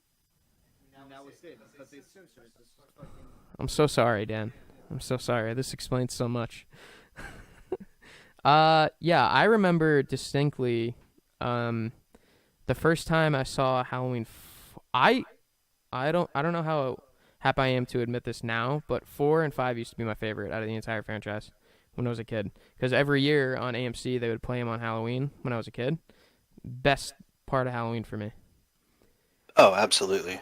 Absolutely. Drunk when I watched 4 and 5. Yeah, I mean, we'll rewatch them. 1 and 2. Didn't watch 3 because it didn't have little Mikey Myers Little Mikey Myers. in it. H2O. I had to choke that one down. Shut up. What were you saying, Blake? Fuck you, Dan. I was just gonna say, for a lot of years, 2 was my favorite because that was my introduction. It was a lot comparatively from the first one. It was more brutal, right? Oh, So yeah, more absolutely. blood, more bigger tits, if you will. It was just it was more in line with your traditional slasher movie. So And if you were gonna rank them best to worst, how would you do it? I would definitely say the first one, John Carpenter's, is the best, Well, yeah. that's an and easy and answer. Resurrection is the worst. Shove it, Dan. No, I think you're forgetting Halloween 3. Halloween 3 was great. I like Halloween 3 actually. It was called something else. Yeah, I can agree with that. Yeah, if it was Yeah. if it was its own horror movie, yeah. Well, I mean, it was Sure. its own horror movie, but Yeah, I mean, if it was just called Season of the Witch and had no tie to Yeah. the Halloween movies previously, well, I mean, then just yeah. taking away Halloween 3 just for Dan's argument here, put them together without 3. Okay. If I had to rank them, so I would probably go 1 and 2. 1, 2, 4, H2O, 6, Resurrection. No, sorry, 6, 5, Resurrection. Yeah, I was gonna say you forgot 5. Yeah. That was and great. I then- mean, 6 was great. Well, not. Okay, no, actually, not the producer's cut. Going off theatrical. Is it still in the yeah, same spot? I'm going off the theatrical. Okay. If I was going to throw the Producer's cut goes real. You cut out, but producer's cut would go real close to number 1 for me. What was the one where he Sure. got, like Nurse to Health by that bum? That was 5. Yeah, 5.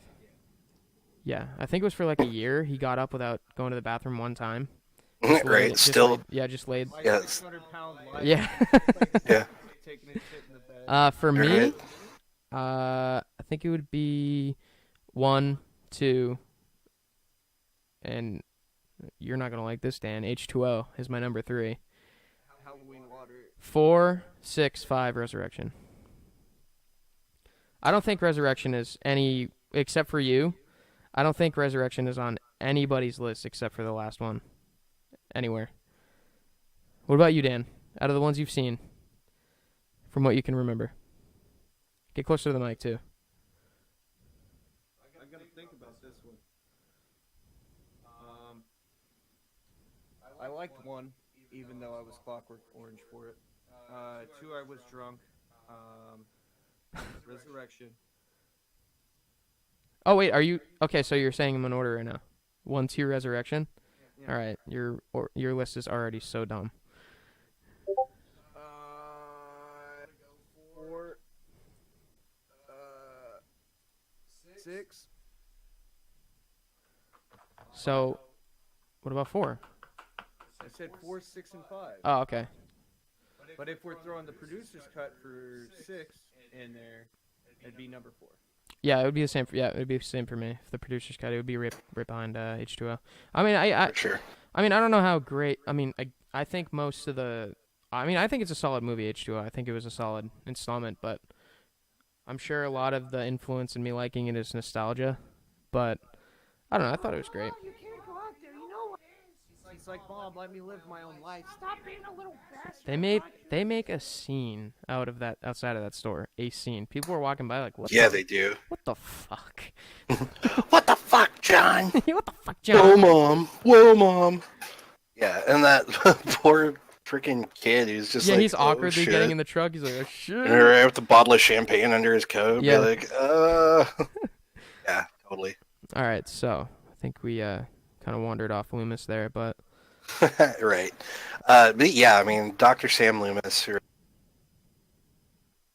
I mean, you could say that Michael Myers is the central character of the series, but I Yeah, I really mean, feel I mean, that it's Dr. Loomis. I wouldn't even consider him. Well, I mean, I don't know, it's weird. He's in a whole different category. Like, Yeah, absolutely. all right, so let's talk about the man himself. He likes to shout too, Or is that what she says, Annie? Yeah, he likes to shout too. Yeah, Yep. Charles Cyphers as Sheriff Brackett. First of all, he should have been Halloween 5. Oh, no, not Sheriff Brackett. Should have been in Halloween 4. Yeah, he should have been Halloween 4, but apparently he was in St. Petersburg, Florida, retired after Annie's death. One of them was Annie. I think, again, I don't think he was in the movie enough. Also, oh no, he was in it quite a bit, actually. Yeah, he Like that was. scene, hey, Lonnie, get your ass away from there. And he sneaks up on Loomis. Loomis has a gun. You better chill out, Brackett. Right? He is crazy. He whipped out his gun when they went inside and the Well, I mean, first off, this is America. Loomis could have a gun, whatever. Fuck it. Yeah, but Loomis is whipping it out willy-nilly. He ran. Okay, just think. Number 2, Ben Tramer. He sees a guy in a mask that might be Michael Myers, and he's trying to shoot him. He tries to kill Jamie at the end of 4 because she stabbed her mom, didn't even kill her. Well, it doesn't Yep. fucking matter. Little girl's psycho, and it's like, psycho kids everywhere. Yeah, I mean, I think Village Loomis. of the I think Damned. Loomis is. And also he was in World War II, so he's familiar with firearms. Children of the Corn. Yeah, he's a little gun crazy. But yeah, Brackett. I understand his reluctancy to believe or take Loomis seriously in his claims that Michael escaped and he's going to do something bad. But Yeah. he was just chilling with him. Or no, who was chilling with Loomis? Sheriff Brackett. Sheriff Brackett, yeah. Wes Brackett? Yep. Yeah, I think for the most part, Sheriff Brackett was just giving Looney doubt. Yeah. Right? I mean, there was that eaten dog inside the Myers house, and Yeah. compelling. But I mean, having grown up in a very small town, not very, dissimilar to Yeah, what I think- Haddonfield is I think he portrayed said, as. the only gunshots that went off in this town were at the track meet. Yeah, that was from Halloween 2. That was okay. Yeah, that was the other deputy guy, Right, the right. one that kind of took over for Brackett. But I mean, having grown up in a similar, like, small ass town like that, I mean, that's how people are. It's like, oh, right, whatever. This can't happen here, type Or of deal. again, And I really, anyway. yeah. I really feel that that's kind of how Brackett, was taking it. It's like, okay, this guy escaped, whatever. We'll keep an eye out, sure. But then the shit really does happen, right? Now he's, mud on his face for doing it. He got his daughter killed for not taking it more seriously. I don't think he really knew until Annie was dead. Yeah, no. Because I don't think. it took the same amount of time for Lori to when she found Annie dead. Yeah, I don't think he believed Brackett, or I don't think Brackett believed Loomis up until he saw Annie. Yeah, but then you bastard, you let him out. Yeah. Totally uncalled for. Donald Pleasance is like, I told you it was gonna happen. Mm-hmm. You let him out. He's like, I He told kind you. of does an early Arnold Schwarzenegger You let him impersonation. out. You let him out. Yeah. Yeah, but I thought Brackett was cool. I would have liked it if he was. I think if he was pursuing Michael as hard as Loomis was, they probably would have found him before Annie died. But Sure. whatever. Yeah. You got your daughter killed, Brackett. I'm just gonna say it. It's his fault. What else do we got for bros? I mean, Graveyard Keeper, played by Arthur Mallet. I want to say it's Malay. I'm not sure. Let's just go with Mallet. We're American. Yeah, right. Yeah. Mr. Mallet. See what I mean, obviously we're gonna talk about him for like 5 seconds, but I love the spinoff. What was it? Was a short story, right? Not a comic book. The Russellville one. Yeah, Charlie. Yeah. All right, and that's it for Arthur Mallet. So next, Yep. without further ado, we can talk about the man himself, Michael Myers, the Shape, played by Nick Castle and. Played by a bunch of people, Oh, actually. right, let's get into that. Yeah, we so got Nick primary. Castle. Yep, primarily it is Nick Castle. We got Will Sandin, never in another movie after this, age 6 Michael. Yep, he played the little kid Michael Myers. And that was not him walking through the house, by the way. That was actually Deborah Hill, yep. Yeah, that was Deborah Hill's hand. And we got Tommy Lee Wallace, who played Michael in the closet scene, and then also the iconic scene of Michael sitting up and turning his head. Was that not That was- Nick Castle? I want to say that was Tommy Lee Wallace. It may have been Nick Castle, That'll but I be want to say it was disappointing Tommy if Lee it's Wallace. It's mentioned somewhere on the special features. I'll have to go back and watch it, but I know for sure it's Tommy Lee Wallace when he's breaking down the closet door. Yep. And then, of course, Regardless who was doing the sitting up, like you had to have abs of steel to just Undertaker. Well, they were all pretty Oh, yeah. physically fit. oh yeah, dude, that was all upper body strength, right? I love that scene so much, Oh though. yeah, it's right? iconic. Where- Oh yeah, it's so mechanical. He just sits up Yeah. and then turns The his movement's head. so fluid. Mm-hmm. Absolutely. Fucking Um, yeah, Yeah, we'll get right. into Terminator, pal. That's 4 and 5 territory we're stepping into. Mm-hmm. Yep. And then you have Tony Moran playing the unmasked, angel-faced Michael Myers. Yeah. Fucked up eye. Yeah, right. Which they're including in the 2018 Which one. was awesome. It was even in the poster, but or the Mhm. the original picture release for the new one. But people didn't Yep. really know until the image was lightened up. Mm-hmm. So that's pretty cool. With even a dark image like that, they put the Messed eye up on there. eye. Yeah. So what was the kid's name that played Will Sandon? His face was. I hated his face for a really long time because, like I said, on AMC they would play all the Halloween movies when I was a kid. Anyway, I'm sure it was on a different network for you guys, but every time a commercial cut, it would slow mo from his face back, like after a scary moment in the movie. Do you remember the Really? scene, Dan, where he's just standing outside in his clown outfit with the knife, and his parents come up? Yeah. Yeah, so there's a dolly shot where it just fades away from his face, and they would slow mo that shot before every commercial when that movie played on AMC. Just, Huh. No kidding. Yeah, That's dumb. I mean it was. Shut up. So anyway, I think we're forgetting one. The TV cut, Michael, the little kid, the one in the hospital. Ah, yes. Oh, what was his name? I don't think he's on here. Well, let's find out. I know it is the same kid that is in Halloween 2. Michael Myers. Oh no. Okay. Yeah. I think you're right. 1981. Let's take a look here. See full cast and crew. Thank you, IMDb. So anyway, Young Michael Myers, Adam Gunn. Adam Gunn. Yeah, never heard Adam of him. Gunn. Anyway, so how do you feel about the whole embodiment of Loomis's claims that he's just pure evil? Because the whole planning and like all the preparation and stuff and dressing up like Bob, or not Bob, but just dressing up, I feel like it completely throws it out the window at that point. If he was absolute evil, he would have killed them the first chance he got. Oh yeah, absolutely. I feel that he would have like beelined like a shark, right? Just Smelling blood. first sight of a person. Yeah, definitely.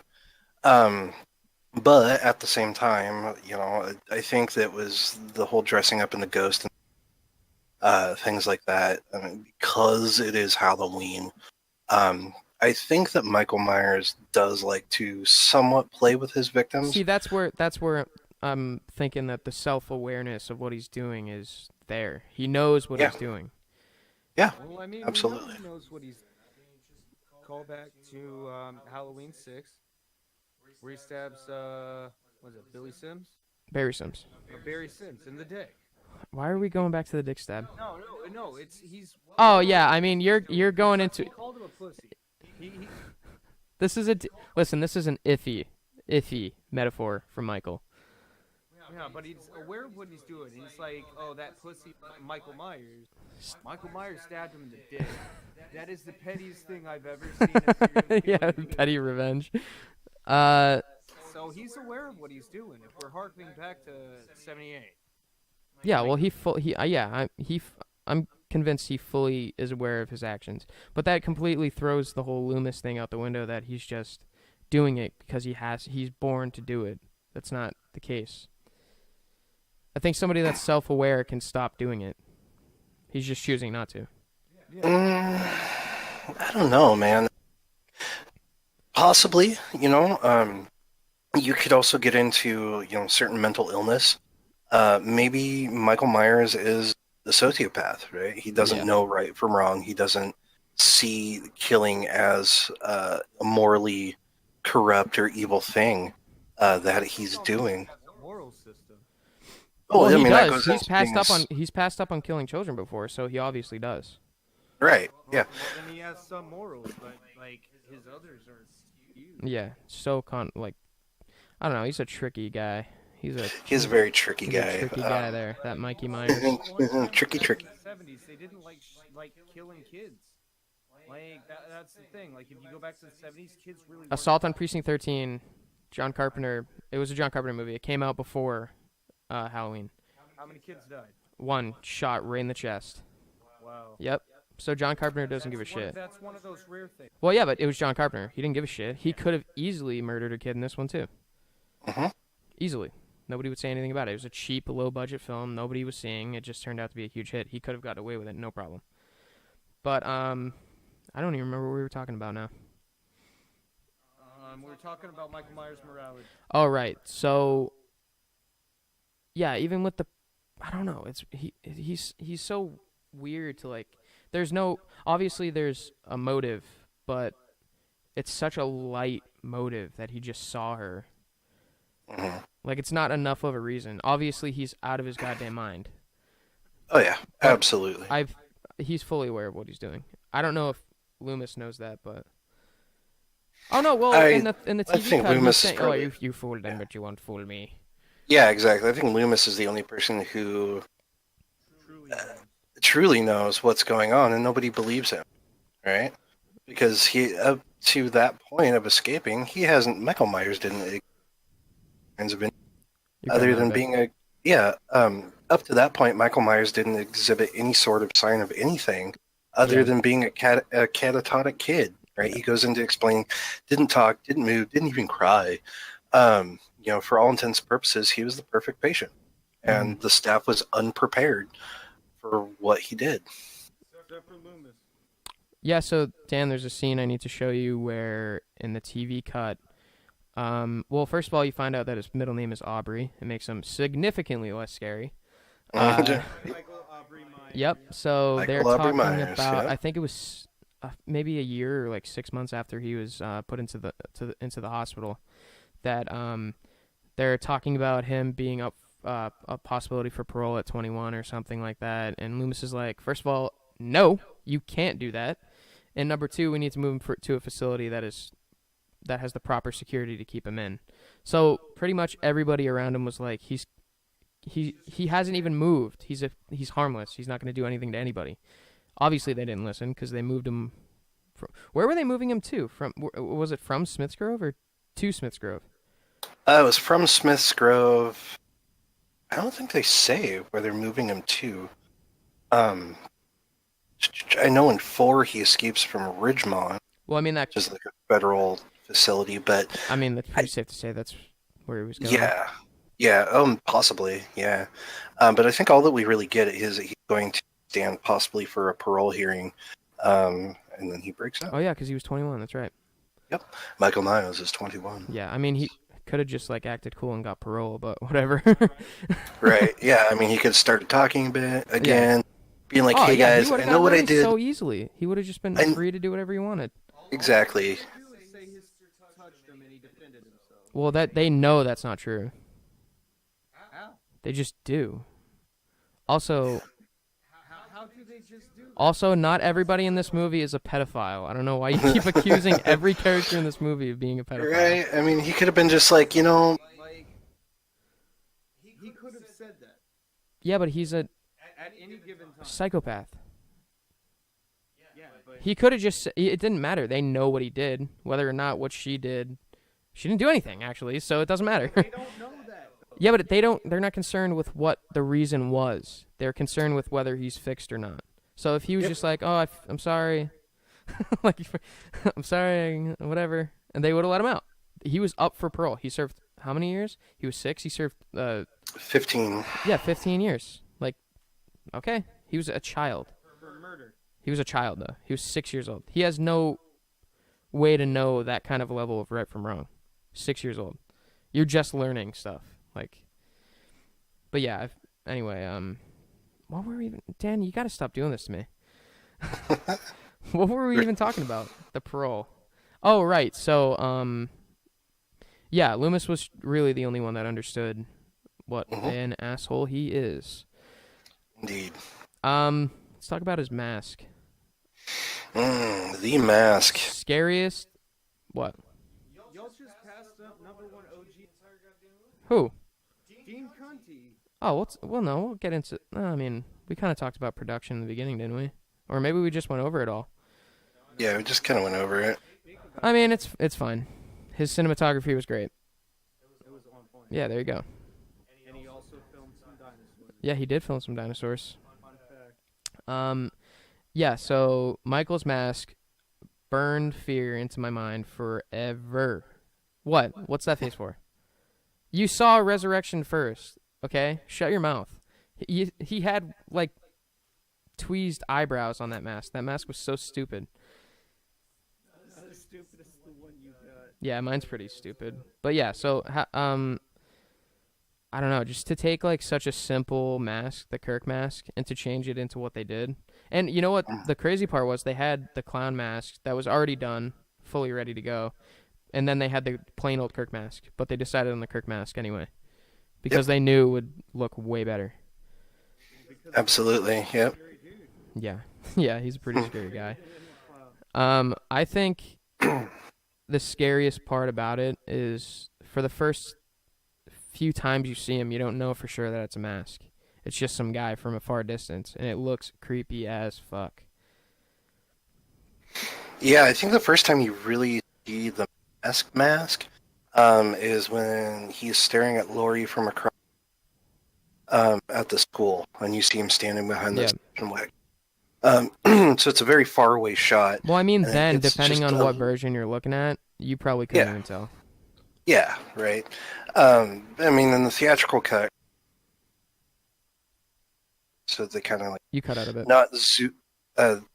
So in that theatrical version of that, not the TV cut, right, kind of like a faraway shot, and then it gets closer, so you can kind of maybe see that it's a mask, but you're not really sure. Maybe it's just a man made up in paint.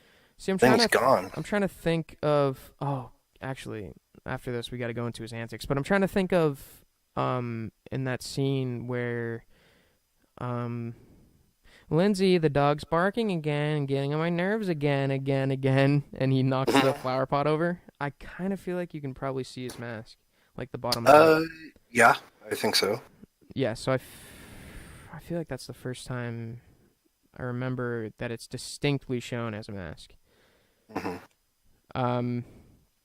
But yeah, terrifying mask. It got really stupid pretty fast. Yeah, it did. I mean, the second one is so weird looking. He's got like It's his the nose same like mask. It's the same mask. Oh, it just didn't fit his head. Yeah, exactly. Yeah, so it's the same mask. It's just Nick Castle and Dick Warlock have different shaped heads, and plus, Deborah Hill kept the mask in a shoebox under her bed for years. Oh, that's why it looked retarded. Yeah, yeah, that's why it looked all messed up. Is because she didn't know, right, to take care of these things. And I think she was a smoker, so it probably had some smoke damage. Things like that. So but it is legit the same mask. That is shocking. I cannot believe that. Yeah, just worn differently. What did they do? That is insane. I can't believe they did that. Okay, let's get into Michael's antics here. My favorite one, you actually brought this up to me, where he's setting up the whole big fucking showdown, like the big reveal that Annie's dead and the Judith Myers gravestone is on the bed, and you were making me picture him waddling across the street with that big fucking gravestone, hoping nobody sees him. Right. That would be so you can hear funny. The Benny Hill music as he's waddling across the street. Looking around really quick, oh fuck, shit. Oh, man, I want to know how. See, it makes more sense for the remake to how he got the gravestone, because he's this big, gigantic, big old freaking dude. Mongoloid. But regular old Michael Myers could not have swung that. The basement was connected. No. Stop with the resurrection.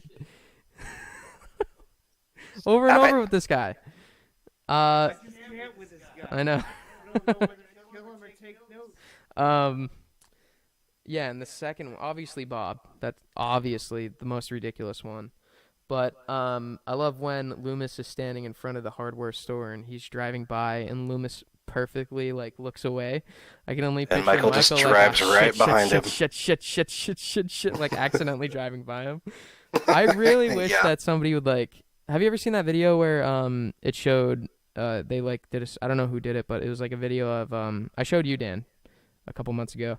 Oh, the parody video. Yeah, well, not the driving lesson one, but that one's pretty good. But the one where he's like being pulled by the car with on a skateboard. Yeah, And when I've she's seen in the that. classroom, so fucking funny. It was hilarious. Like I wish they would show, or even that's another one too, where like she looks at Michael and he's standing there, and like she looks back at the teacher, and then he scurries into the car really quickly to get away, and he's like, "Shit, she saw me. Fuck." See, like I'd like to imagine him fighting with that sheet, trying to Yeah, put it over his head, and then like takes the glasses off Bob to put them on. yeah. Oh yeah, because Bob was hanging up with the glasses too. Yes. Oh yeah, his glasses they're not the right prescription. He can't see. Oh, that'd be so funny. It's like, Bob, quit fucking around, get back up here. I'm hot and ready like the Little Caesars pizza. Oh man, I don't know. It's like I hate like thinking about stuff like that because it totally ruins everything. But just the thought of having Michael running around setting up all these shenanigans. Right, like Michael breaking the fourth wall, looking at the camera, putting his finger up. Wait, what'd you say? You cut out a bit. Right, like Michael breaking the fourth wall, the camera, finger up to the mouth of the mask, and be like, shh, and Yeah, yeah. tiptoeing around. Yeah, Shit yeah. like that. Like holds up a sign like a Wile E. Coyote, like "Be quiet." Yeah. You better be Quiet. very quiet. I'm hunting teenagers. I'm hunting Warwie. Yeah, that- And then like people are just sitting in the movie theater and just like scribbles real quick. And That'd be so funny. then like people are just shouting. He just wipes it off. He's like, "You're next." See, I want to know why he didn't just wait for Linda to come down. Like that was when he put the sheet on. Why didn't he just wait? She would have came down eventually. I guess he was on a pretty. He's just fucking with her. Yeah, but I guess also he was on a pretty tight time crunch. He wanted to make sure that he got them before the parents came home. True. I don't know. It's just like, but he put on Bob's glasses. That would have been hell trying to get back upstairs. Yeah, right. So, something. Who was it? I think Andrew, our roommate, pointed out that in the trailer, and I hope it's for the new one. I hope it's Nick Castle. He pointed out that the scene where he gets bumped into and then turns right towards the house was like the closest movement that Nick Castle like obviously created for the first one, and I don't think anybody ever did it better than him ever. Oh yeah, where he gets bumped into and he like reaches up and grabs the shoulders of the. Yeah, and then he Yeah. turns to The movement Nick Castle created for those movies was like perfect. It was perfect for the role. Yeah. Well, like I said earlier, nobody's ever been able to replicate that. Yeah, no. Ever. You know, I mean, Dick Warlock in 2 had his own spin on it. Like I said, I feel that he moved a bit slower. And then you got, Robo Jason, or not, but, Robo Michael from T-1000. Yeah, T-1000 for sure. Maybe the closest to would have been Wilbur in Part 6. See, I was gonna say that I felt like his was a bit quicker. It was. Him and Chris Duran may have. I think Chris Durand, or Durand, however you pronounce it. Sorry, dude, if you're listening. It's probably direct. Durand. I think he got the stance down a lot, particularly in the scene when Josh Hartnett and God, what's her face? I'm sorry, I can't remember her name. The girlfriend. Yeah, the girlfriend. They discover her friend hanging right. from the And he's light in the bulb. doorway. Yeah. Yeah, and he's just standing there, like kind of like cocked over to the side and See, tilts his head. I think the posture in H2O is better than 6. I feel like 6 he was kind of like belly out. Yeah. Now that I think about it, I think you're kind of right. Talk about the posture in Resurrection. Oh my god. No. No. Resurrection doesn't exist. It was H2O and that was it. Michael got his head chopped off. End of story. Thanks for coming out. That was it. It wasn't Michael who got his head chopped off. Dan, Stop it. You stop it right now. I'm so glad next week. Oh, yeah, we should talk about that too. I'm so glad next week we're doing Sleepaway Camp because I can't with you. I fucking can't with the Resurrection. I cannot. You're making me think about Resurrection more than I ever have in my entire life. So anyway, I think we've pretty much. Nickelback, sad but true. Oh my god, you son of a bitch. Anyway, so I think we've pretty much covered. I mean, I'm sure we could have gone into a lot more detail, but. Oh sure. Yeah, so I think we pretty much covered most of the ground of the movie. Definitely. Yeah. So in closing, I mean, Halloween. It's John Carpenter's Halloween is a modern day classic. Legit, like it's one of the movies that was chosen to be preserved and like by the government, right? So in case of like fallout, nuclear fallout, right? They have a bunch of like records of what civilization is like, and Halloween is one of those movies chosen for that. So it has had a significant cultural impact on all of us and filmmaking in general. And I think it is the perfect horror movie. Absolutely. It launched so many careers. Launched John Carpenter's career, Jamie Lee Curtis's career, gave Donald Pleasance a resurgence career. Yeah, I mean, as far as horror movies go, it's hard to beat Halloween. Absolutely. I know one movie that does though. If you say Resurrection, I'm gonna fucking burn the house down tonight. I'm gonna kill you. Black Christmas. Okay, I could agree with that to a certain extent. Yeah. All right. So with all that said, that's gonna be it for Halloween, I guess. Yeah. Next week we will have actor/star of the classic movie Sleepaway Camp to talk about the movie. Felissa Rose. That'll be pretty cool. Very excited. Yeah, that's gonna be awesome. She's been really nice. I'm glad she's coming on. All right. So I guess that's it for us. All right. Till next time. All right. See you later, folks.